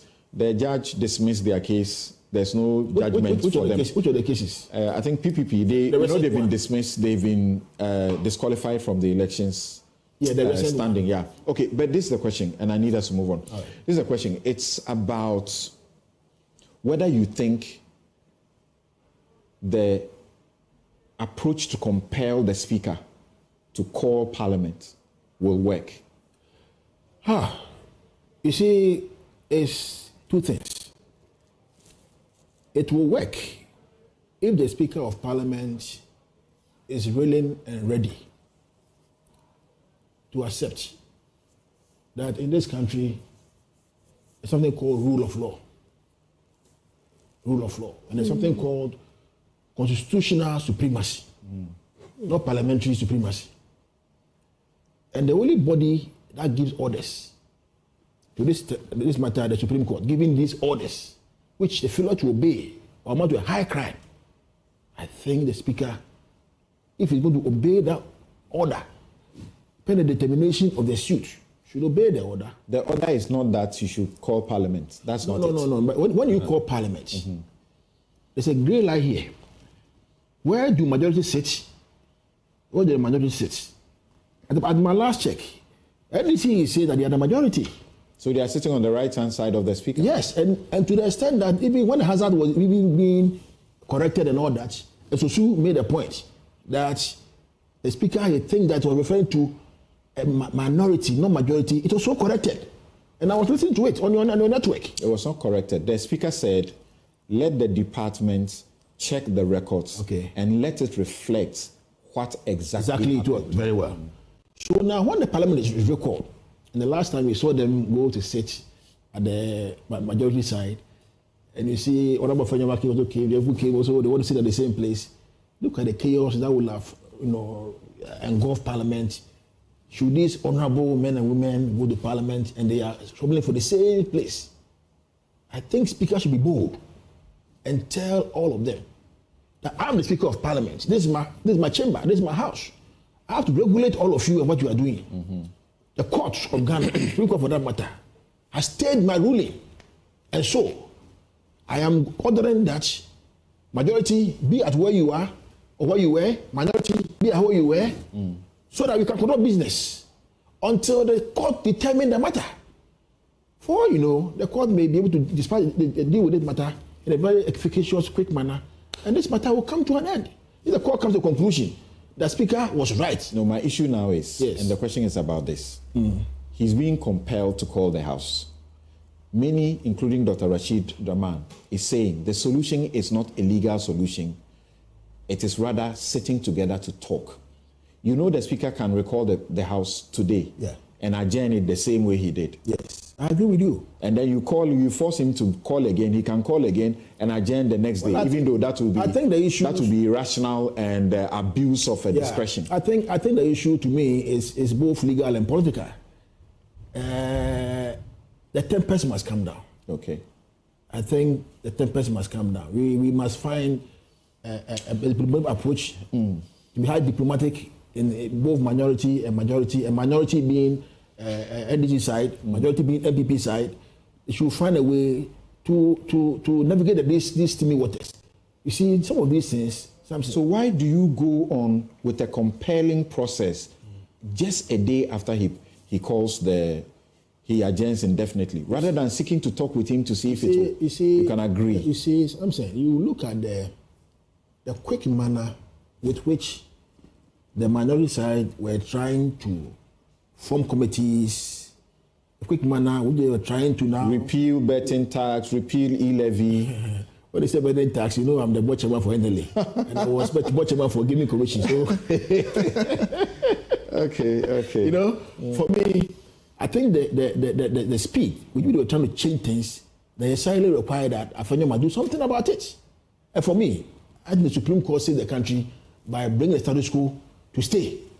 See the country. That's why I see they save the country, because if they have taken these steps in that quick manner and started to change a lot of things, look, Samson, this is a serious governance matter. So why do you go to the House that day so that there will be sufficient numbers to take decision? Because because they didn't go there, you didn't have half of the members. That's why the Speaker adjourned. Yes. If they had gone in there, you would have had half of the members at least, so Parliament can go on with its business. I think that, you see, even before Parliament is recalled, there has to be serious discussions, minority, majority side, leadership with the Speaker using cool heads. Okay. Kofi, Well, you guys insist that you are still in the majority because the 4 members who were kicked out still are still kicked out. Well, Samson, thank you so much for the opportunity, and I know I would equally get the time to navigate. Not necessarily. Not all necessarily. the areas. I had a number of questions for him. I may not have the same number of questions for all you. the areas. Well, I want you to ask the same number of questions because they are all areas that are equally also have a position on. Let's start. So, first and foremost, the 1992 Constitution is very clear. And if I take you to Chapter 1, Article 3, it says Parliament shall have no power to enact a law establishing a one-party state. That's correct. It means the Constitution jealously protects multi-party democratic dispensation. So the Constitution doesn't want a situation where you go through an election and one party wins so many seats and decides to make a law that necessarily abolish other parties or force them and to create a one-party situation. Samson, the same Constitution is so clear that it doesn't want political parties to just think that their constitution are only for them and not public documents. So if you go to Article 55(7), the very first requirement for an organization to register with the Electoral Commission is its constitution. If you read 55(7), it says, for purposes of registering a prospective political party shall furnish the Electoral Commission with a copy of its constitution. That's the first thing that is mentioned. Right. So a party's constitution is not their private bona fide that they think they can handle to do with it any way and anyhow. The Constitution of the Republic makes provision for you to become a political party. You must submit, the first document asks of you is your constitution. So what you put in there becomes applicable in courts and in any situation where somebody has been given the mandate to interpret. And on daily basis, nobody should fool himself that only Supreme Court interprets our laws. Every day when you have a mandate, the executive is interpreting laws by its programs that they do. Parliament is interpreting laws by its program that they do. It is only when there is an issue of question at a lower court, then of interpretation, understanding, it is referred to the Supreme Court. That's not the only point. Well, when also, as an individual, I think that the meaning or the interpretation somebody has taken is not good, and that there is an ambiguity. Exactly. I can go to the court to determine whether there's ambiguity or it's clear. You are right. So what I'm saying is that an institution that is implementing its understanding cannot say, I am referring to Supreme Court to interpret before I will implement. Excellent. And nobody is to pre-jump an institution and read into its mind like you are going to do this, therefore I'm going to court to seek interpretation. Afenyo Maki, the minority leader now, went to Supreme Court even before the matter was raised on the floor of the House. He went to Yes. He went to court. Even before the statement was made under Order 93. He went to court on the 15th. Yes. The statement was made on the 7th. The statement was made on the 15th afternoon. He went to court in the morning. Okay. And that was when he saw the statement was made on the 17th. On the 15th Tuesday. Correct. 15th Tuesday. That was when the then minority leader, now majority leader, made the statement. So on the day the Speaker was going to deliver his decision, 2 days after that day, exactly, he brought the process. Then he brought the process. So he went to court even before a statement was made on the floor of the House. And like you said, it is only when an action is being taken and clear processes have been established to take a particular action that one could decide that based on these steps that is being taken, I am going to Supreme Court to seek interpretation. Samson, but in the case, can I clarify? No, wait. Let him go on. You can. I wanted to clarify a lot of things. Samson asked me to wait. At the point, I was even sleepy. I decided to sleep. So this was what happened. But you see, Parliament feels like in its workings, nobody, no institution should stop Parliament from the performance of what its functions. In fact, this is the jurisprudence that people can use our own laws to show that until Parliament has done an act, you cannot question it. When they are done with it, then you can go and question it. For example, not too long ago, this narcotics law, Parliament went through the processes and passed it. Somebody thought that one of the processes did not meet the constitutional threshold. So he went to court, went to Supreme Court, and the Supreme Court ruled on that aspect. They struck it down. They struck it down. And that they have a right to do. We have acted, we have finished. And then someone questions it. That is allowed. On this occasion, well, like I said, Afenyo King went to Supreme Court earlier than I thought he should. The action was taken even before the Supreme Court sat on his matter. At the time the Supreme Court was sitting on his matter, Parliament have already taken a decision. And what he sought to injunct Parliament from performing, Parliament has already performed it.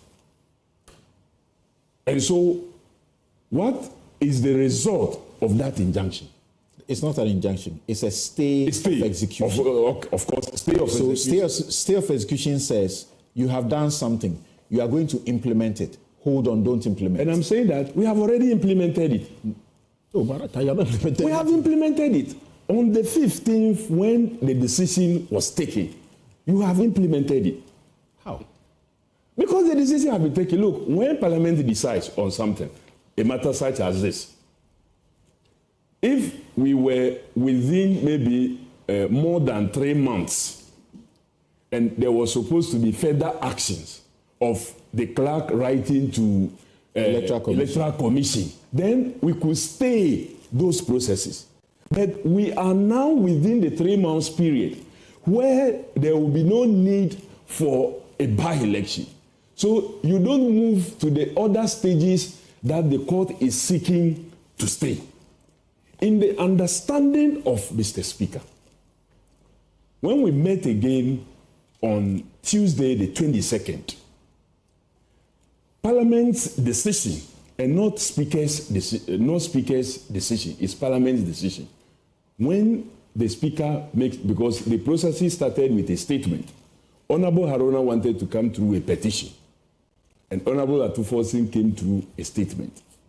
And that statement was commented upon by many persons. And those who were specifically mentioned had a right to also comment on the statement.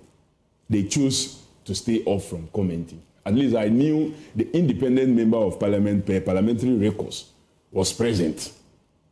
He did not comment because he knows that the statement that was made was right. And he at least has suffered it even before. So he did not comment. He did not rise for the speaker to say that I'm not recognizing you.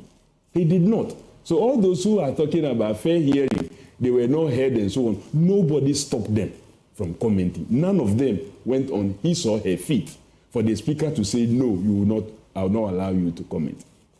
So now the speaker rules, and as far as we are concerned, that ruling stays until Parliament itself decide through a process. Because Parliament takes act with decisions. And that is why the speaker said, we have the numbers to do business, because that comes under Article 102, which is 1/3 of the numbers of members of Parliament. To be able to do that one, you need about 92, 93 thereabout. My mathematics, we don't have half human beings, so let's take it. Maybe if it's a member that is presiding is a deputy speaker, then maybe 92. But if the one presiding is Mr. Speaker himself, then I think 93 is what I think. So between 92 and 93. Speaker is not counted. So he's not counted, but the deputy speakers are counted. Right. They are counted because they are members of what Parliament. If this they are 92, presiding, that this Parliament and your other parliaments, hardly you struggle to get that 92. Well, can you imagine this kind of Parliament? And the day this decision was made, how many MPs were in the House? There were about 7 or so. The 17th. Yes. The Thursday when the speaker That's right. Yeah, there were not many of them. There were not many of them. The truth is that they are struggling to have their members attend to business of the House. That's the fact. They are campaigning. Their General Secretary himself have actually written a release to them that they should be in their constituencies and what have you. So that has been their focus. Okay, so now let's come to where we are. So where we are is that they are written to compel the Speaker to recall the House. And we know that the decision of Parliament on the 17th stays until Parliament itself, through processes. So you mean even when Speaker recalls the House, the NDC will be majority? The NDC will be majority. Because the 4 people who have been declared are still off. Are off, as far as Parliament is concerned. That will be disobedience of the court order. We are not disobeying the court's order. What the court is asking us to do, we already have done it. What the court is asking us to do has already happened, and so we cannot stay it. We can only go through a decision process. The Constitution says that if the Supreme Court make orders and you do not comply by those orders, you are committing high crime. High crime can attract up to 10 years in prison. And after the service of the 10 years in prison, you are also prohibited from holding public office for another 10 years. If it is the president or the vice president who are caught in disobeying Supreme Court orders, that is grounds for impeachment. Do you understand how serious this is? Parliament has already taken a decision. Supreme Court spoke when? Supreme Court gave its so-called orders, not declarations. So-called orders. No, the orders, not declaration. Allow me to. Not declarations. You're my brother. They gave the orders when? On the 18th. On the 18th. Parliament took a decision on the 17th. As far as Parliament is concerned, and the court says stay. The decision has been governed. The decision of Parliament has been governed, and so it is only Parliament, so properly constituted under Article 104, that can walk back its processes, and that is the understanding of Parliament. That is the horses had bolted before the Supreme Court. Before the Supreme Court. So now listen, the principle of stay in law actually works in that way. You have done something, but you are now going to implement it. Then the court will say, don't implement until further notice. Well, this is what it is. And I'm saying so today, if Parliament is called, is recalled, and those 4 MPs decide to come to the House, and the marshals prevent them, or they come into the House and they are being asked to leave, or they try to rise and they are being stopped, or they try to speak and they are being disallowed, that would be disobedience of the orders of the court. Well, that is your interpretation, as we all do. That is a law. And I'm saying that allow us. There are other lawyers who have also spoken. There are MPs who are also speaking. And I'm saying that our understanding and what we are using is that we have already decided. So the recall will not happen. Well, as for the recall, I'm now coming to the recall. The recall, when it happens, because constitutionally, the hands of the Speaker is in a way tied. Because it says when the 15% petitions, he shall, within 7 days after receipt of the petition, determine a date that should not be more than. The petition was on 22nd. So next week. Well, it was dated 22nd, but I don't know when it was served on the Speaker. Right. I doubt if it was served on the same 22nd, though dated 22nd. All right. So he may recall. But the question now is the minority MPP ready to abide by Parliament's decision on the 17th? If they are ready, then I believe that the House may be properly constituted to take a decision. But if they are not ready and they will stay in their offices, we may not have the numbers to do any business. And if they go and occupy the majority side, we, the NDC, will decide to stay out, and they would also not have the numbers to do any business. These are very clear. Again, there are already some legal actions that have been taken that stays the hands, and that person is coming under Article 99. And many lawyers who have spoken have said the right forum was not the Supreme Court, and that it should have been the High Court. That's right. If a question arises as to a vacancy, the right forum is the High Court. The Constitution, Article 99, is very clear on that. And that the forum should have been the High Court. And when the High Court feels there is any issue of interpretation, then maybe they can refer that to the Supreme Court. It's a sound argument, but it's only one part. If a person believes that the terms of the Constitution in the manner they have been implemented is not right, they still can go to the Supreme Court to seek an interpretation. Well, but Samson, where a provision is clear, there's a clear provision that it matters to do with vacancy. When a question arises, this is the forum. Okay. Where there is clarity, I don't think that we should be leaving it for people to decide that, even though the Constitution, 1992 Constitution, not court practice or anything. You're right. Makes provision, clear provision. We should not be leaving it for people to decide that, no, I want to go to this forum because I feel they are the ones that are mandated to interpret. So somebody has gone to the right forum, seeking to support the decision of the Speaker and staying his hands from allowing them in. And what do you think? That after the Supreme Court has said we have issued a stay, and I appreciate your argument, which says we have already done the thing, there's nothing to implement, so you can't stay us. I appreciate that argument. And some people have asked me the question, when Domelevo situation happened and the court gave its judgment, by the time the court gave its judgment, things had already finished. Could there have been a stay of the whatever it is? So the issue now, Kofi, is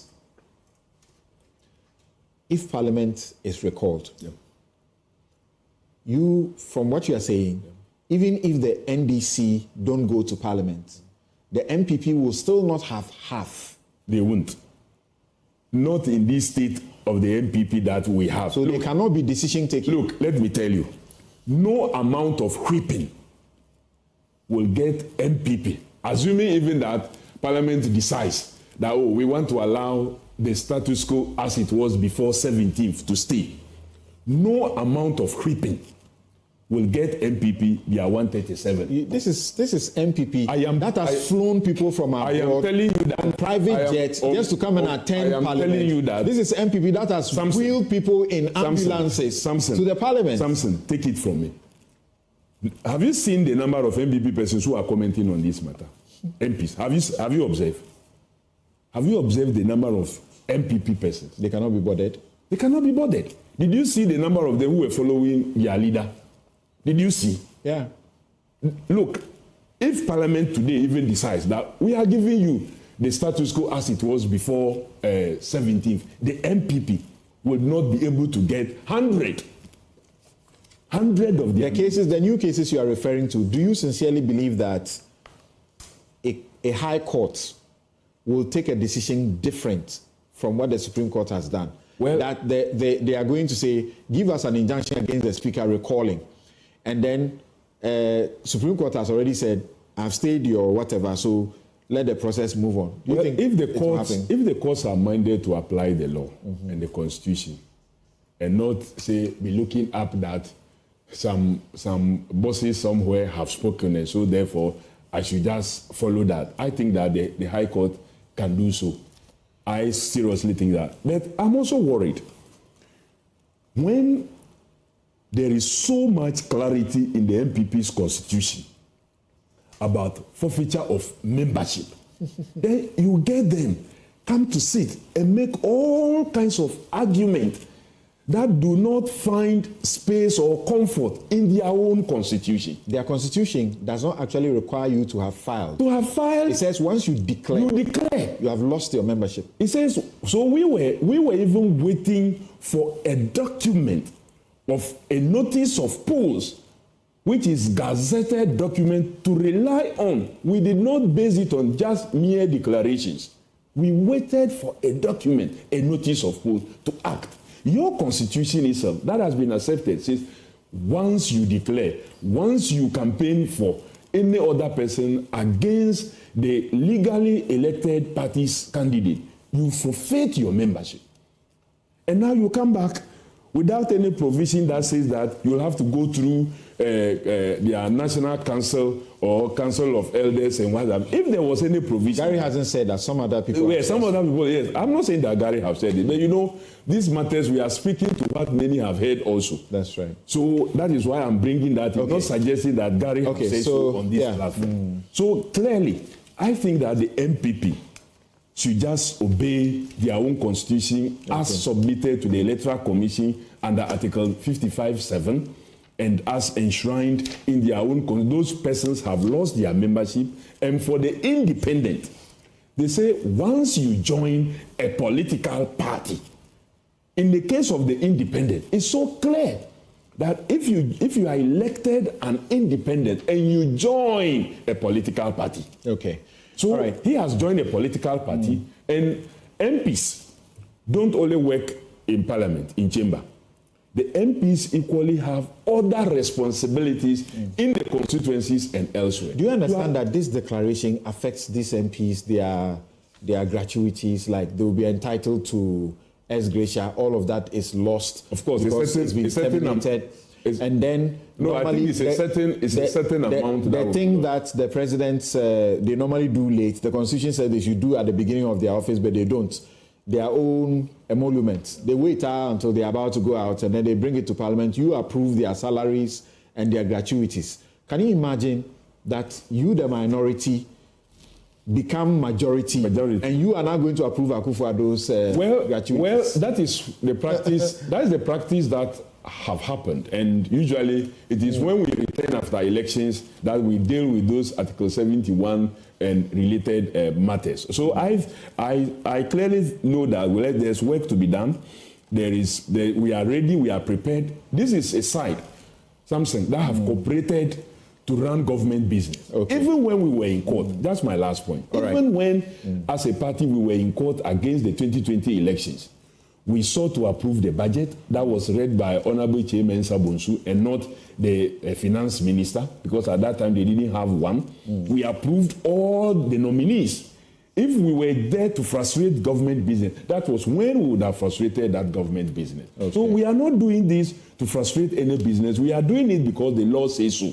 And we must all be law-abiding. They should advise their people appropriately and rightly for them to return to the seats where they are supposed to sit. They are in the minority now until Parliament says otherwise. Okay, thank you very much. I'm taking a break at this point, but a colleague sends me a message and he says, Samson, it is not any disobedience with any order of the Supreme Court that constitutes a high crime. The only order that is the subject of high crime is a consequential order under Clause 2, Article 2 of the Constitution. That's a remedial order after declaring a conduct unconstitutional. The Supreme Court's order for stay of execution is not a consequential order, please. Its disobedience may, at worst, be contempt of court. But I read that provision to you. This is what it says. And tell me if it says it's consequential orders. It says, failure to obey or carry out the terms of an order or direction made or given under Clause 2 of this article. What is Clause 2? Clause 2 says the Supreme Court shall, for the purposes of a declaration under Clause 1 of this article, make such orders and give such directions as it may consider appropriate for giving effect to enabling effect to be given to the declaration so made. Well, these are legal issues. We'll continue to banter over them. We'll be right back. You're welcome back. This is Newsfile. It's your most authoritative news analysis platform. And here on Newsfile, we put Ghana first. My outfit is by Konati Clothing. You can call them 0244 676732. You can find them at Adenta Shopping Center, Adenta Down. Thank you. And going to go through just a couple of your messages, and then I'll go to Dr. Draman and Dr. Theo Champong on the business that is slated to be done if Parliament is recalled.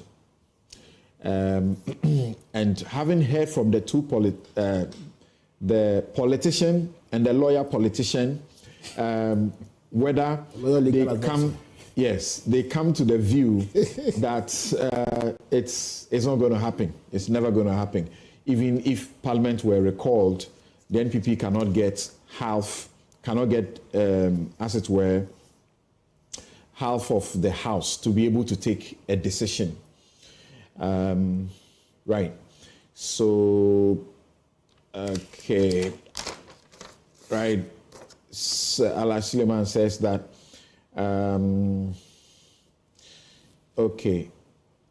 All right, thank you very much. Thanks for those messages. I'm actually supposed to be in Kumasi at this moment at Asanteman Senior High School, my alma mater, where there is a grand deba going on to crown our 70th anniversary celebration. Oh, wow. The Otumfuo himself in attendance. The president is supposed to be there. The education minister is supposed to be there.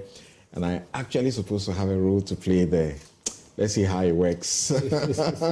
Right, so Dr. Theo Champong, let's go to the issues that are tabled. Important tax waivers. Oh, no. Yeah, Dr. Druman, the matters that are being tabled, initially there were just a handful of them, but we are being told about an addendum that balloons the matters to quite a lot, over a dozen issues that the majority would like to be done. What do you say? Thank you very much, Samson. Maybe before I get to that, let me just make a very brief comment on the matter that you raised earlier about the mischief, using the law to cause mischief. And I think you were making a hypothetical kind of projection. I want to say that I have lived through to see this happen in another country, and that's why I think that we ought to be very careful. I have seen this happen in Malawi, where people have actually used the law to create a lot of mischief to prevent Parliament from doing its work. At a time when a friend of mine, an accomplished constitutional lawyer and former finance minister of Malawi, was Speaker of Parliament. So this is possible. And also, Samson, can you imagine maybe for one moment, on 7th December, we wake up after the election, somebody runs to the court and says, we are stopping the Electoral Commission from doing what it has to do, and then the court has to come in and so on. So mischief is real, and we have to be very careful. Otherwise, this country could be plunged into some serious difficulties. Now, let me come to... And before that, you bring this up. Do you think that by the parliamentarians themselves resorting to the court and seeking to rely on the court to stop Parliament from doing its business, they are helping one arm of the government to weaken Parliament itself? Yes, indeed, Samson. You know, our kind of democratic practice is supposed to stand on three legs, and three equal strong legs. But if you look at it right now, the wobbly one, the weak leg, is Parliament. And I think the Honorable Kofi Adam is there, he can confirm that. And, you know, the penchant that we see now, particularly in this 8th Parliament, every little issue, sometimes maybe we might get to a day when even somebody coughs in Parliament, somebody will run to the Supreme Court and say, can you interpret this to tell us whether this is parliamentary or unparliamentary? You know, if they are doing this, they are weakening the very institution that they all belong to. But there's one thing too that you can be assured of. If you go to the Supreme Court and you invoke their interpretive jurisdiction and the matter does not call for interpretation, they'll throw you out. Well, they will. But, you know, Samson, in between, it just stalls parliamentary business. Okay. Yeah, so that is the side that we need to keep in mind. Do you because all these unnecessary, I mean, we are seeing a lot of suits right now. Yeah. You know, they are going to delay what is looking like some urgent business that needs to be carried out. Do you share Kofi Adams' his fears that even if the House was called, the MPP, if they were left alone to go into the House, they can't marshal half of the members of Parliament to be there to do the key business? There are two Supreme Court judge nominees pending approval. There is $350 million tax waivers that are also pending approval. You have the Financial Stability Fund, $250 million of money that also has to be approved by Parliament. There is the business of revoking mining in forest reserves, you know, clause of the legislation that has become very contentious, among others. Parliament will not be able to get 138 members to deal with such businesses. I don't know maybe the basis on which Honorable Kofi Adam is making his projection. But let me stay with the facts, Samson. I think over the years, and particularly in this 8th Parliament, we've seen your cameras go into the House and show us a House that is mostly half empty. But over the years, they've managed to do business because they are masters of their own rules. When we start sticking to legalities, then heads should start being counted. And that is where we get into trouble with government business. So they have been managing breaching the law, because, for example, the 92 members you need to commence business, many times they don't have the 92, but you need someone to rise up to raise it. If somebody doesn't raise it, then they will pass the process through. Indeed. So that's the point I'm making. So where it becomes a legal issue rather than a political issue that needs negotiation and compromise, then people will stick to legality and nothing gets done. And that's why I was saying right from the beginning, this, whilst it is legal, I think it's more political than legal. And Samson, let me come back to this issue about the business that needs to be done. There are some businesses that maybe might just have come up because they are businesses of the moment. So i.e. the LI about Galamsey and so on. But I think over the years, NDC, MPP, what we have seen is that both parties have the tendency of backloading most of these important businesses. At the time when Parliament is about to rise, then they get MPs to sit till midnight when they cannot think properly and straight, and get them to approve, important business that commits this country and sometimes commits future generations. And I think that this is a very important lesson that we all need to learn. That I think if there are important businesses I mean, let the government bring these businesses and let our parliamentarians do the needful, do the proper scrutiny that is needed, so that at least these can pass. Right. Otherwise, I mean, we know year in, year out, our country has been subjected to all kinds of judgment debts and so on. And the question many are asking, where was the scrutiny of Parliament and so on? All right. Kofi, do you think that the business tabled, supposing, because you are outright firm that you can't even get a quorum to do business or to take decisions, do you think that if that happened, there were consensus building everything and that happened, the things that have to be done, the tax exemptions, the Ghana Financial Stability Fund, the Environmental Protection Agency Bill 2024, Social Protection Bill 2023, Customs Amendment, Budget Bill 2023, Ghana Boundary Commission Bill 2023, Interstate Succession Law, you think all of these things will happen? No, not at all. Why not? Looking at the number of days that we have left, I don't think that we'll be able to do all this. Explain that. Number of days left. Well, some of the bills are yet to even go through the processes of committees submitting their report and the principles behind to be debated. Then it will now go through consideration, second reading. Those that maybe have reached third reading stage, we could easily pass them through. And for example, for the LI 2462, the Environmental Protection, that is Mining in Forest Reserve Regulation 2022, we are of the opinion that this should just come by a statement and through a resolution, we get it kicked out. That's our position. The government has so far not submitted anything. Government has not submitted anything. Government position was that through the Attorney General's advice was that it must lay in Parliament for 21 sitting days. And so the understanding we got was that if this is what government want to do, then on the 15th, the first day of our sitting for this particular meeting, you introduce it.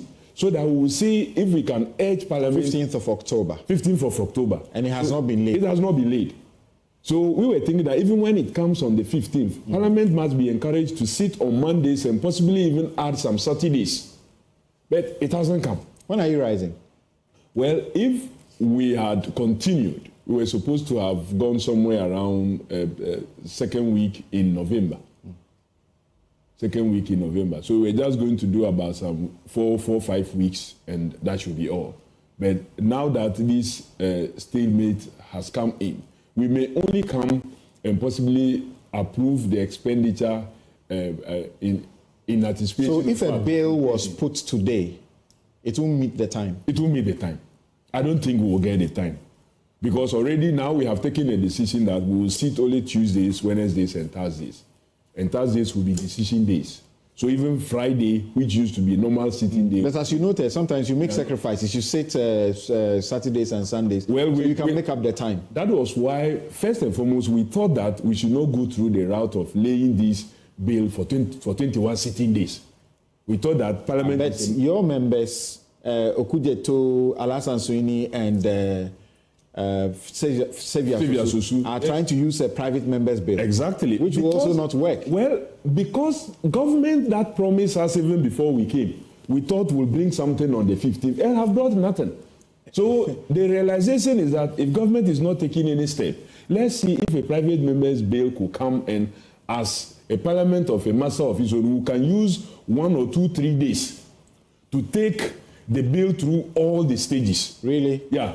We do the first, because this one is not an airline. It's only seeking to amend a provision. So it's not clearing everything. They are seeking to amend only section 3(2), which gives the authority to the president for him to allow mining in forest reserves. Okay. So they are not seeking to throw out the whole LI. All right. As the government side is seeking to do. Now they want that even if this should stay, the section that gives authority to the president to if you can permit me, sir, let me just read that.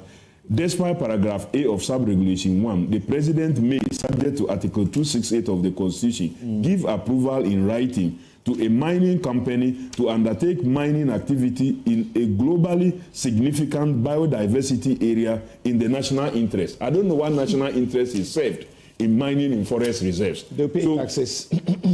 Anyway. The destruction that is done, no amount of tax. That was why some of us were worried that Etiwa Forest, Samson, we wanted to mine Etiwa Forest because of some little money we were going to get from China. No amount of money can save. I'm saying this LI went through Parliament when my brother Kofi Annan was in Parliament. Yeah, but now let's talk about the business. Something didn't allow me to talk about how they smuggled it through environment committee instead of the normal known committees. You know, so you see, let me make one conclusion. I think that the businesses that they have tabled in the recall, from what he's saying, it won't happen.